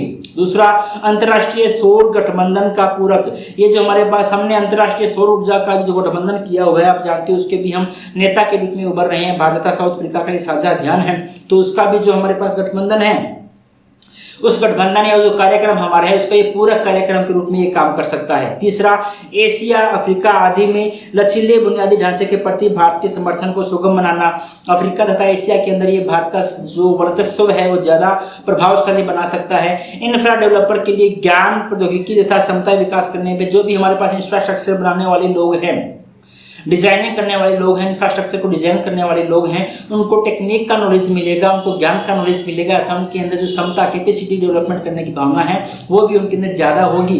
क्योंकि यदि हम ऐसे मकान बनाना चाहते हैं जो आपदाओं का सहन कर सके, तूफान के अंदर भी रह सके, बाढ़ के अंदर भी रह सके, भूकंप के अंदर भी रह सके, सूखे के अंदर भी रह सके, नुकसान नहीं उनको किसी प्रकार का, तो उसके लिए हमें टेक्निक की आवश्यकता होगी और अच्छे देशों के साथ हमारे कोलैबोरेशन होगा तो हमें जो डेवलपर हमारे हैं उनको नॉलेज भी मिलेगा, टेक्निक भी मिलेगी तथा उनकी जो कैपेसिटी डेवलपमेंट की जो मात्रा है, क्षमता है, उसके अंदर भी क्या होगा, विकास होगा।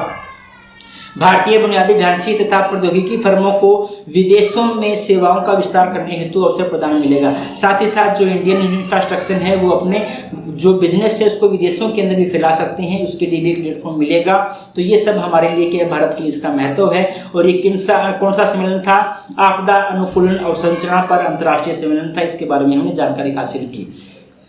आगे हम जानकारी हासिल करते हैं हीट वेव। हीट वेव का मतलब है अत्यधिक तापमान, जो नॉर्मल तापमान होता है उससे कुछ ज़्यादा तापमान, तथा वेट वल्लभ तापमान। वेट वल्लभ तापमान क्या होता है? एक तो होता है सीधा थर्मामीटर से हम तापमान नाप लेते हैं, वो हमें सीधा टेम्परेचर दिखाता है। एक होता है वेट वल्लभ होता है जिससे तापमान तो नापा ही जाता है, साथ ही साथ जो मौसम के अंदर आर्द्रता होती है, नमी होती है, उमस जो होती है उसको भी नापा जाता है। तो इसको हम बोलते हैं वेट वल्लभ तापमान। कैसे नापते हैं हम चर्चा करेंगे हाल ही के अंदर, लेकिन अभी हम बात करते हैं चर्चा के अंदर क्यों है। हाल ही में प्रकाशित जलवायु परिवर्तन पर अंतर सरकारी पैनल IPCC की रिपोर्ट आई है। भाई IPCC की छठी आकलन रिपोर्ट में इस बात पे जोर दिया गया है कि मानव शरीर पर अत्यधिक गर्मी डालने वाले शारीरिक तनाव का आकलन करते समय आर्द्रता बहुत महत्वपूर्ण कारक है। आप एक बात का ध्यान दीजिए, आपने कि महसूस किया होगा कि आज से लगभग महीना पहले की हम बात करें, नॉर्थ इंडिया में ही आप शायद मेरी वीडियो देख रहे होंगे, तो पूरे नॉर्थ इंडिया के अंदर आज से एक महीना पहले की आप बात करो, यदि मार्च की बात करता हूँ, अप्रैल की बात करता हूँ, मई की बात करता हूँ, तो हद से ज़्यादा गर्मी थी। इतनी ज़्यादा गर्मी, टेम्परेचर हमारा नियर अबाउट 50 डिग्री सेल्सियस के आसपास था। 47, 48, 49 हमारा टेम्परेचर लगातार बना रहा था। आज की यदि हम बात करते हैं, आज हमारे पास टेम्परेचर कितना है? 42-43 के आसपास है। पहले जो टेम्परेचर था उसके बजाय 5-7 डिग्री टेम्परेचर हमारे पास अब कम है। उसके बावजूद पहले वाली जो गर्मी थी उसको हम सहन कर गए थे, लेकिन अब जो गर्मी हमारे पास है हमें ऐसे लगता है कि असहनीय गर्मी है। हम हर दिन, आज के टाइम में भी यदि बात कर रहा हूँ, वीडियो बना रहा हूँ मैं, तो आप देख रहे हो मुझे पसीना आ रहा होगा। तो हर दिन हम दिनों दिन ये कहते हैं यार आज की गर्मी ने तो मार दिया, ऐसी गर्मी हमारे पास कभी नहीं हो। तो आज से 2 महीने पहले की गर्मी और आज की गर्मी में क्या डिफरेंस है? जबकि 2 महीने पहले टेम्परेचर ज़्यादा था और आज की यदि हम बात करते हैं टेम्परेचर हमारे पास कम है। टेम्परेचर कम है उसके बावजूद भी हमें गर्मी ज़्यादा लग रही है, उसके बावजूद भी हम उस गर्मी को सहन नहीं कर पा रहे हैं। उसका रीज़न है कि वातावरण के अंदर आर्द्रता में बढ़ोतरी हुई है, वातावरण के अंदर नमी ज़्यादा आ गई है। तो टेम्परेचर प्लस नमी दोनों मिल जाते हैं तो उमस, जिसको हम कहते हैं ना, उमस हो गई, ह्यूमिडिटी हो गई है। उमस जब हमारे पास आ जाती है तो उस उमस को सहन कर पाना हमारे लिए डिफिकल्ट होता है बजाय कि टेम्परेचर को सहन करने के लिए। तो यही कह रहा है कि जिस रिपोर्ट में कहा गया है कि मानव के शरीर पर यदि हम टेम्परेचर का यदि इफेक्ट जानना चाहते हैं, गर्मी का प्रभाव यदि जानना चाहते हैं, तो आर्द्रता के प्रभाव को नेग्लेक्ट नहीं किया जा सकता। आर्द्रता का प्रभाव भी महत्वपूर्ण कारक है। ड्राई बल्ब तापमान, तो अब से पहले का जो हम तापमान देख रहे थे, जो 49 डिग्री तापमान देख रहे थे हम, वो ड्राई बल्ब तापमान था। वो सीधा एयर के अंदर थर्मामीटर को रख के नापा गया तापमान था। लेकिन अब का जो तापमान हम देख रहे हैं वो ड्राई बल्ब तापमान नहीं है, वेट बल्ब तापमान है। देखेंगे हम कैसे नापा जाता है। ड्राई बल्ब तापमान के बजाय ड्राई बल्ब तापमान क्या होता है, जिसे आमतौर पर एक नियमित थर्मामीटर का उपयोग करके मापा जाता है। अत्यधिक गर्मी के जोखिम को मापने के लिए वेट बल्ब तापमान के रूप में एक वैकल्पिक मीट्रिक उपयोग किया जाता है। तो यदि हम वास्तव में ये मापना चाहते हैं कि गर्मी हमारे पास, जो सूखी गर्मी जिसको हम बोलते हैं, वो ज़्यादा नुकसानदायक थी या आज की गर्मी जो हमारे पास है ये ज़्यादा नुकसानदायक है, तो हमें दोनों तरह के तापमान को मापना पड़ेगा, ड्राई बल्ब तापमान तथा वेट बल्ब तापमान को। ये वेट बल्ब तापमान आधुनिक प्रक्रिया है जिसके द्वारा तापमान मापा जाता है, वेट के साथ, आर्द्रता के साथ तापमान मापा जाता है। और मार्च 2022 के बाद से दक्षिणी एशिया में लगातार हीट वेव इस वर्ष ऐतिहासिक तापमान का रिकॉर्ड तोड़ेंगे। ये तो आप जानते हैं, अभी जैसे बताया कि मार्च 2022 के बाद यदि मार्च, अप्रैल और मई इन महीनों की यदि हम बात करते हैं तो हद से ज़्यादा टेम्परेचर था भाई, 49-50 डिग्री तक हमारे पास टेम्परेचर था। तो इसको हीट वेव कहते हैं। इस तरह की सिचुएशन जो होती है इसे हीट वेव कहा जाता है। हीट वेव होता क्या है, रियल के अंदर जानकारी यदि हासिल करें, हीट वेव अर्थात ग्रीष्म लहर, इसको हिंदी में कहा जाता है, असामान्य रूप से उच्च तापमान की वह स्थिति है जिसमें भारत के उत्तर पश्चिम तथा दक्षिण मध्य भागों के अंदर, उत्तर पश्चिम भारत हमारे वाला हो गया, दक्षिणी मध्य भाग जो हमारे पास साउथ का पठार वाला भाग हो गया, गर्मी के मौसम में तापमान सामान्य से अधिक बना रहता है। जो हमारे पास तापमान सामान्य होना चाहिए, इससे यदि ज़्यादा तापमान हो जाता है तो इसे हम क्या कहते हैं, हीट वेव कहते हैं। हीट वेव की स्थिति खास करके मार्च और जून के बीच में रहती है। कुछ दुर्बल मामलों के अंदर ये जुलाई तक भी बनी रहती है। जुलाई जब हमारा मानसून फिल हो जाते हैं तो जुलाई में भी हमें हीट वेव देखने को मिल सकती है। भारत मौसम विभाग के अनुसार हीट वेव के क्षेत्रों को उसके तापमान के क्रम के अनुसार वर्गीकृत किया गया है। तो अलग अलग क्षेत्र बनाए गए हैं भारतीय मौसम विभाग ने कि इतने तक का है, इतने तक का है, इतने तक का है, ABCD के नाम से इसको डिवाइड किया गया है। हीट वेव के लिए मापदंड हमारे पास क्या है कि मैंने अभी तो आपको बताया कि अत्यधिक तापमान हो जाना या सामान्य से ज़्यादा तापमान हो जाना। तो सामान्य तापमान हम किसे कहते हैं और सामान्य से ज़्यादा तापमान हम किसे कहेंगे, और कब हम मानेंगे कि हीट वेव की स्थिति आ गई है। तो हीट वेव की स्थिति तब मानी जाती है जब किसी स्थान का अधिकतम तापमान मैदानी इलाकों के लिए कम से कम 40 डिग्री सेल्सियस तथा पहाड़ी इलाकों के लिए कम से कम 30 डिग्री सेल्सियस तक पहुंच जाता है। यदि मान लो कोई हमारे पास मैदानी इलाके हैं, प्लेनी फील्ड एरिया है हमारे पास, तो उसमें यदि तापमान के 40 डिग्री सेल्सियस से यदि ज़्यादा हो गया हो, और यदि हमारे पास कोई हिल स्टेशन है और वहाँ पर तापमान हमारे पास 30 डिग्री सेल्सियस से ज़्यादा हो गया हो, तो हम कह सकते हैं कि वहाँ पर क्या आ चुकी है भाई, हीट वेव आ चुकी है।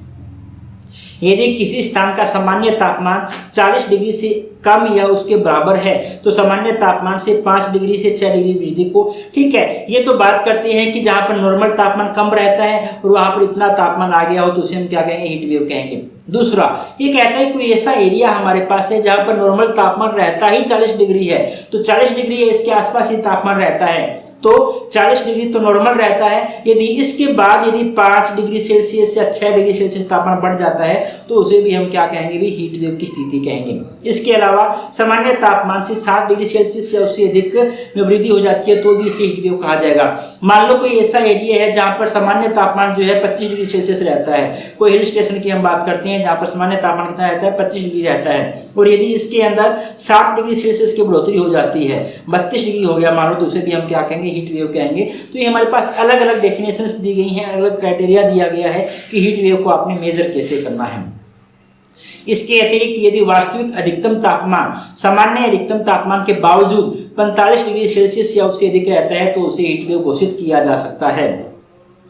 ये कहते हैं कि आपका जो सामान्य अधिकतम तापमान है वो कितना भी रहे हमें मतलब नहीं है, लेकिन यदि आपका जो वास्तविक तापमान है वो 45 डिग्री से ज़्यादा हो गया, मान लो कोई ऐसा क्षेत्र है जहाँ पर हमेशा नॉर्मल गर्मियों में 48 डिग्री तापमान रहता है, तो इसे 48 डिग्री 45 डिग्री से ज़्यादा है तो इसको हम क्या मानेंगे, हीट वेव ही मानेंगे। तो 45 डिग्री से ज़्यादा तापमान किसी भी सूरत में यदि आपका हो गया तो ये क्या होगा, हीट वेव होगा ही होगा। तो ये हमारे पास 4 क्राइटेरिया थे कि हीट वेव हम किसको मानते हैं।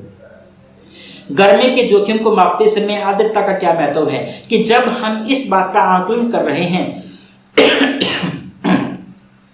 कि मानव के शरीर के ऊपर गर्मी का कितना नुकसान पड़ेगा, तो उस टाइम आर्द्रता को मापना कितना जरूरी है या आर्द्रता का कितना ज़्यादा महत्व हमारे लिए है, उस बात की जानकारी हमें यहाँ से मिलती है।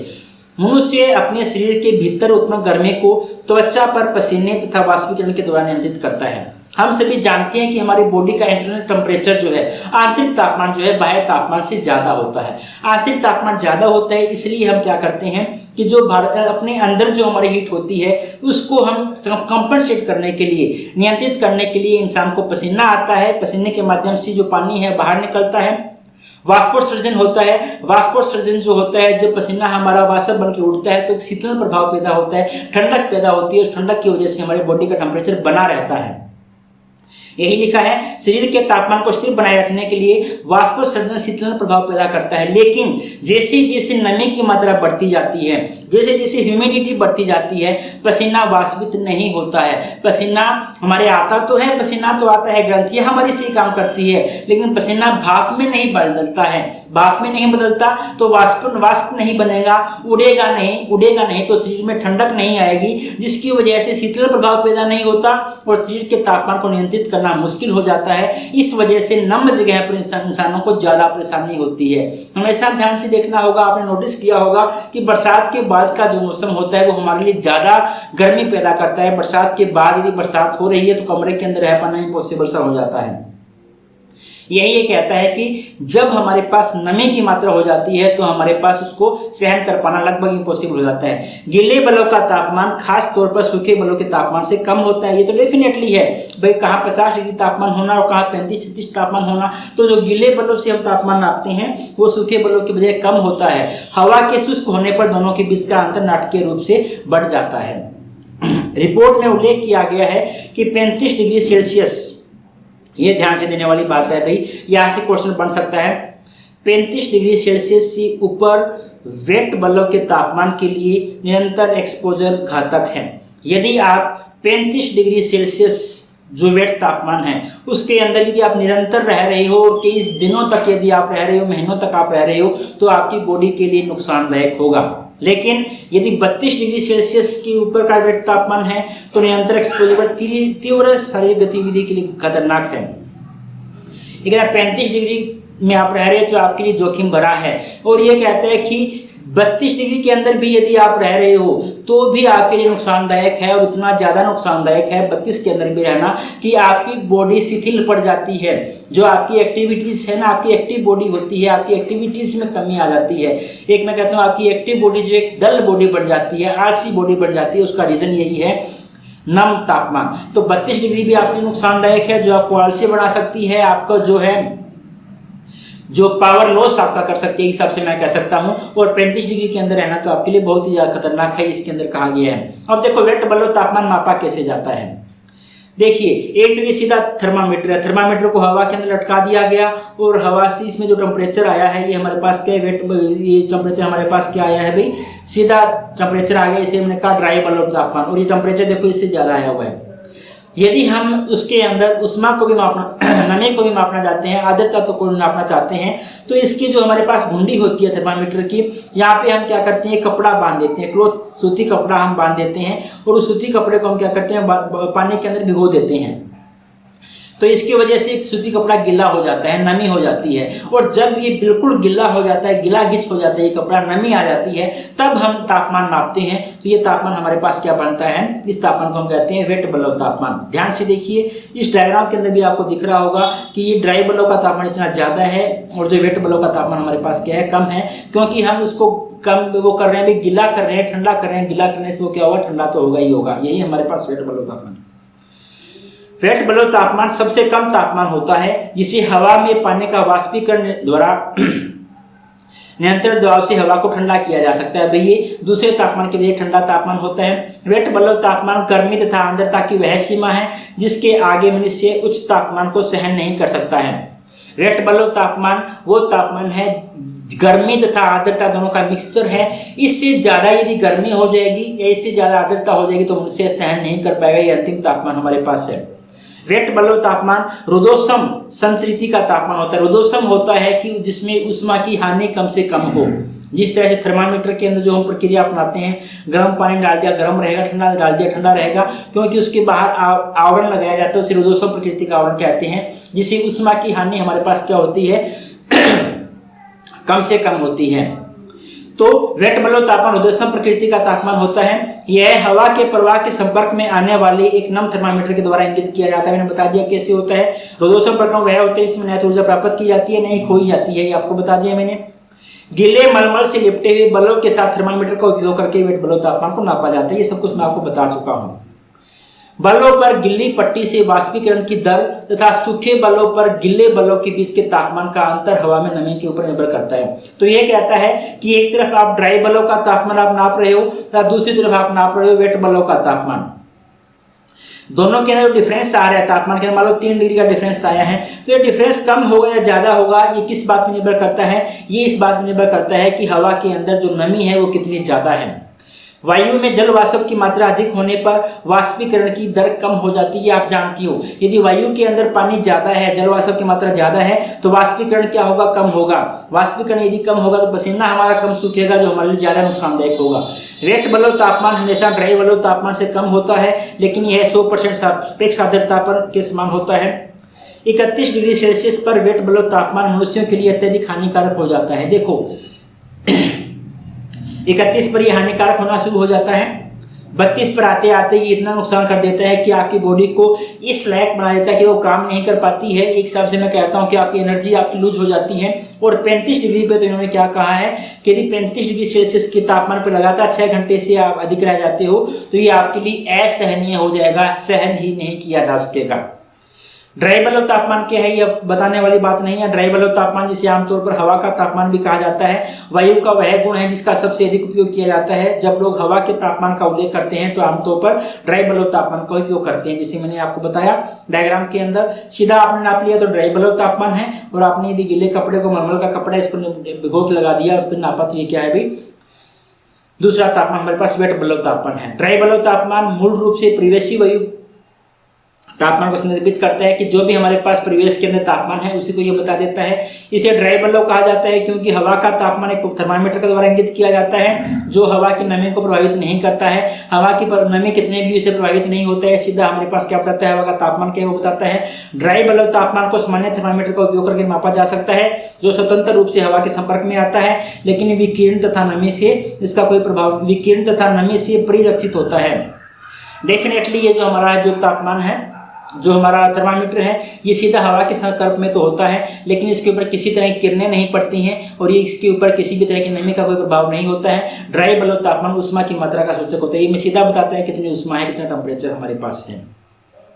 तो कुल मिला के ये रिपोर्ट ये कहना चाहती थी कि हमारे पास जो हीट वेव है ये जितनी हमारे पास नुकसानदायक है, उतना ही नुकसानदायक हमारे पास जो नमी है, आर्द्रता है, वो हमारे लिए नुकसानदायक है। आगे हम चलते हैं अगली न्यूज की तरफ। संयुक्त राष्ट्र मरुस्थलीकरण रोकथाम अभिसमय की COP15। संयुक्त राष्ट्र मरुस्थलीकरण रोकथाम अभिसमय को कहा जाता है UNCCD।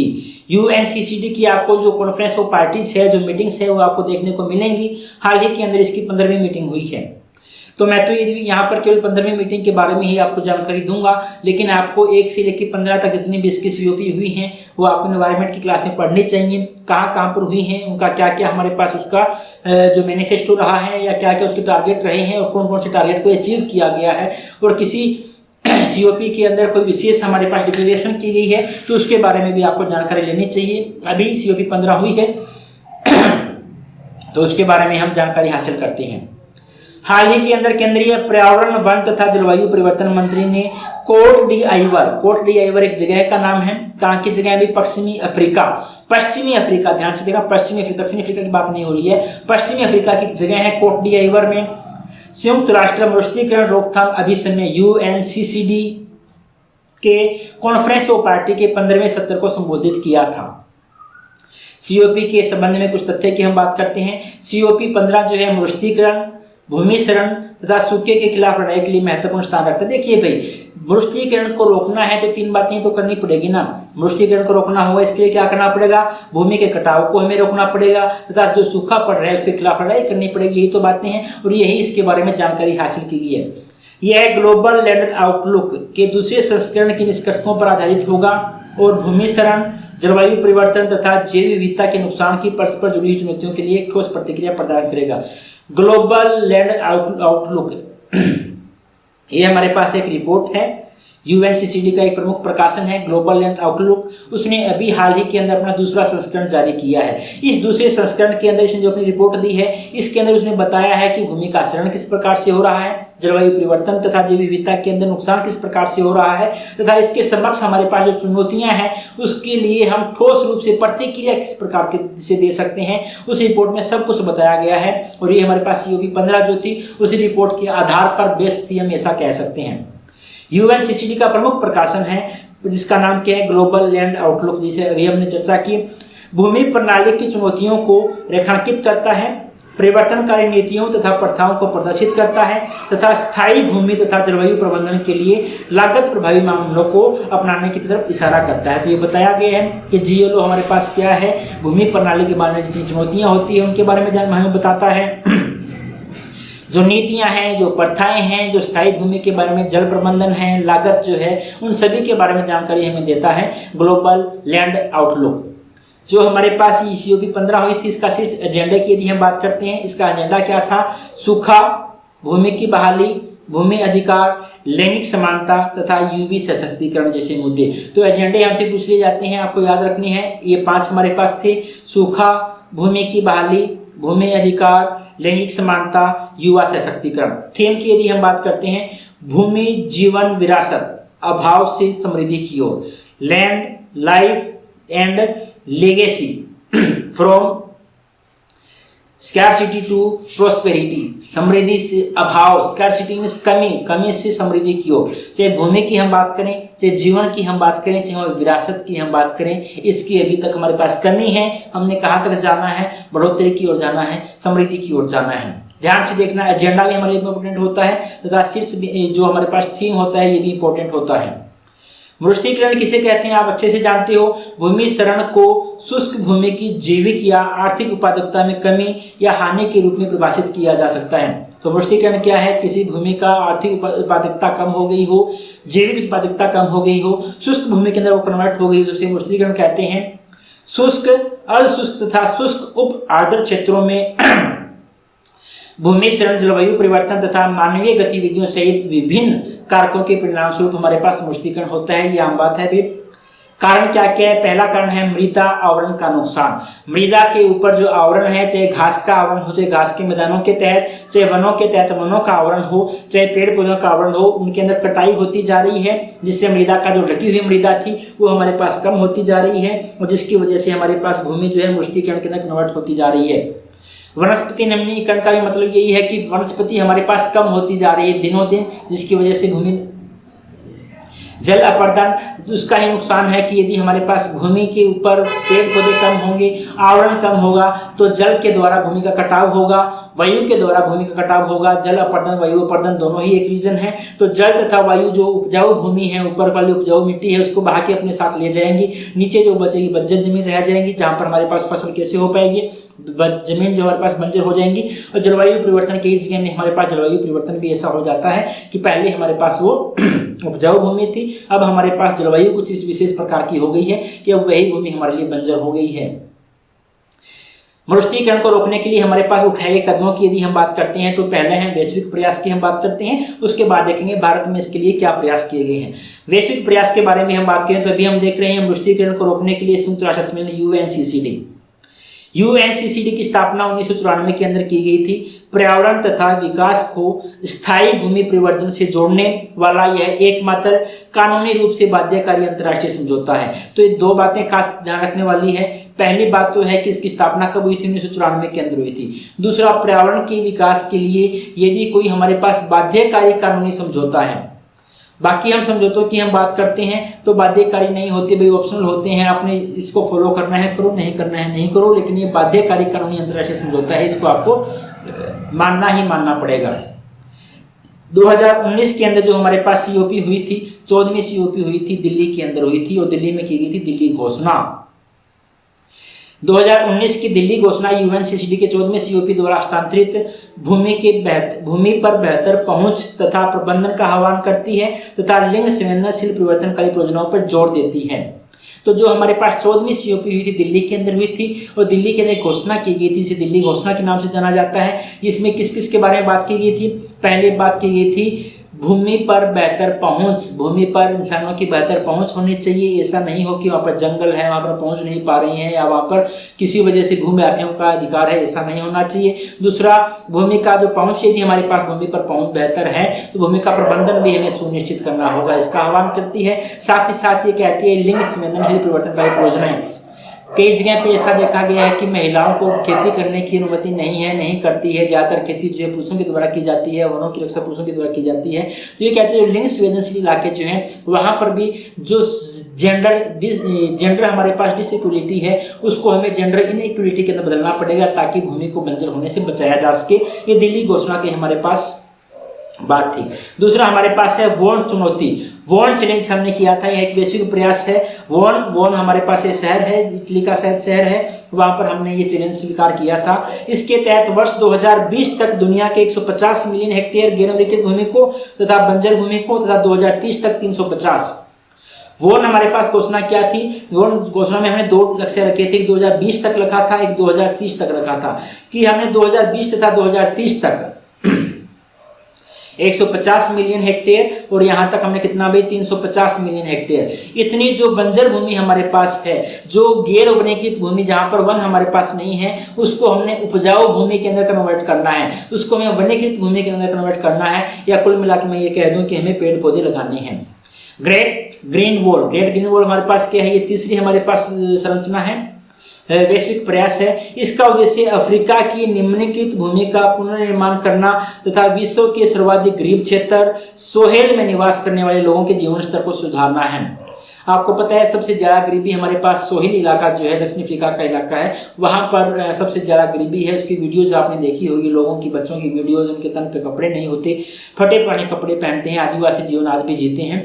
तो जो ग्रेट ग्रीन वॉल है उसका लक्ष्य हमारा यही रखा गया है कि जो अफ्रीका के वो जंगल जो है, सोहेल जो एरिया है, उसका विकास करना है, उसका पुनर्निर्माण करना है, वहाँ पे वनस्पति को फिर से विकसित करना है तथा यहाँ के जो लोग जो है उनके जीवन स्तर को सुधारना है। इस परियोजना में अफ्रीकी संघ के द्वारा UNCCD, विश्व बैंक, यूरोपीय आयोग सहित कई देशों के सहयोग से ये कार्यक्रम किया जा रहा है। ग्रेट ग्रीन वॉल इसको नाम दिया गया है। ये तो था वैश्विक प्रयास क्या किए जा रहे हैं। अब भूमि निम्नीकरण के लिए भारत के द्वारा क्या प्रयास किए जा रहे हैं, यदि हम इसकी चर्चा हम करते हैं तो भारत अपने निवासियों को बेहतर भूमि तथा बेहतर प्रबंधन, बेहतर भविष्य प्रदान करने के लिए स्थानीय भूमि को स्वच्छ तथा उत्पादक बनाकर सामुदायिक स्तर पर आजीविका सृजन हेतु स्थायी भूमि तथा संसाधन प्रबंधन पर ध्यान केंद्रित कर रहा है। तो भारत का ध्यान इस बात पर है कि हमारे जो यहाँ पर भूमि है उसका ज़्यादा से ज़्यादा उपयोग हो। भविष्य को हम ध्यान में रखते हुए, भविष्य को केंद्रित करते हुए हम उसका सामुदायिक स्तर के ऊपर एक इस तरह से भूमि का उपयोग करना चाह रहे हैं कि ज़्यादा से ज़्यादा लोगों को आजीविका भी मिले, ज़्यादा से ज़्यादा लोगों को अपनी स्थायी भूमि के रूप में उसको मान्यता प्रदान हो तथा जो मुश्तली भूमि हमारे पास उसका क्या हो, निवारण हो जाए। इस तरह की योजनाएं हम लेके आ रहे हैं। मृष्टिकरण को कम करने के लिए राष्ट्रीय कार्यवाही कार्यक्रम 2001 हम लेके आए थे और उस कार्यक्रम के अंदर मृष्टिकरण की समस्याओं के समाधान के लिए उचित कार्यवाही का निर्णय लिया गया था।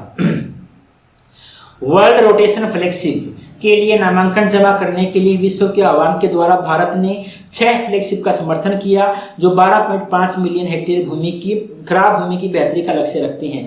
तो वर्ल्ड रोटेशन फ्लैगशिप जो हमारे पास एक कार्यक्रम शुरू किया गया था UN के द्वारा, उसने कहा था कि आप ऐसे हमारे पास चिन्ह है बताइए, ऐसे स्थान आप बताइए। अलग अलग देशों को कहा था कि जहाँ पर मृष्टिकृत भूमि है और उसको सुधारा जा सकता है, उसको बंजर भूमि को उपजाऊ भूमि के अंदर कन्वर्ट किया जा सकता है। तो भारत ने इसी 6 फ्लैगशिप कार्यक्रमों के अंदर हिस्सा लिया था और उस 6 फ्लैगशिप कार्यक्रमों के तहत 12.5 मिलियन, लगभग 12.5 मिलियन हेक्टेयर खराब भूमि को बेहतर बनाने का लक्ष्य हमने रखा है।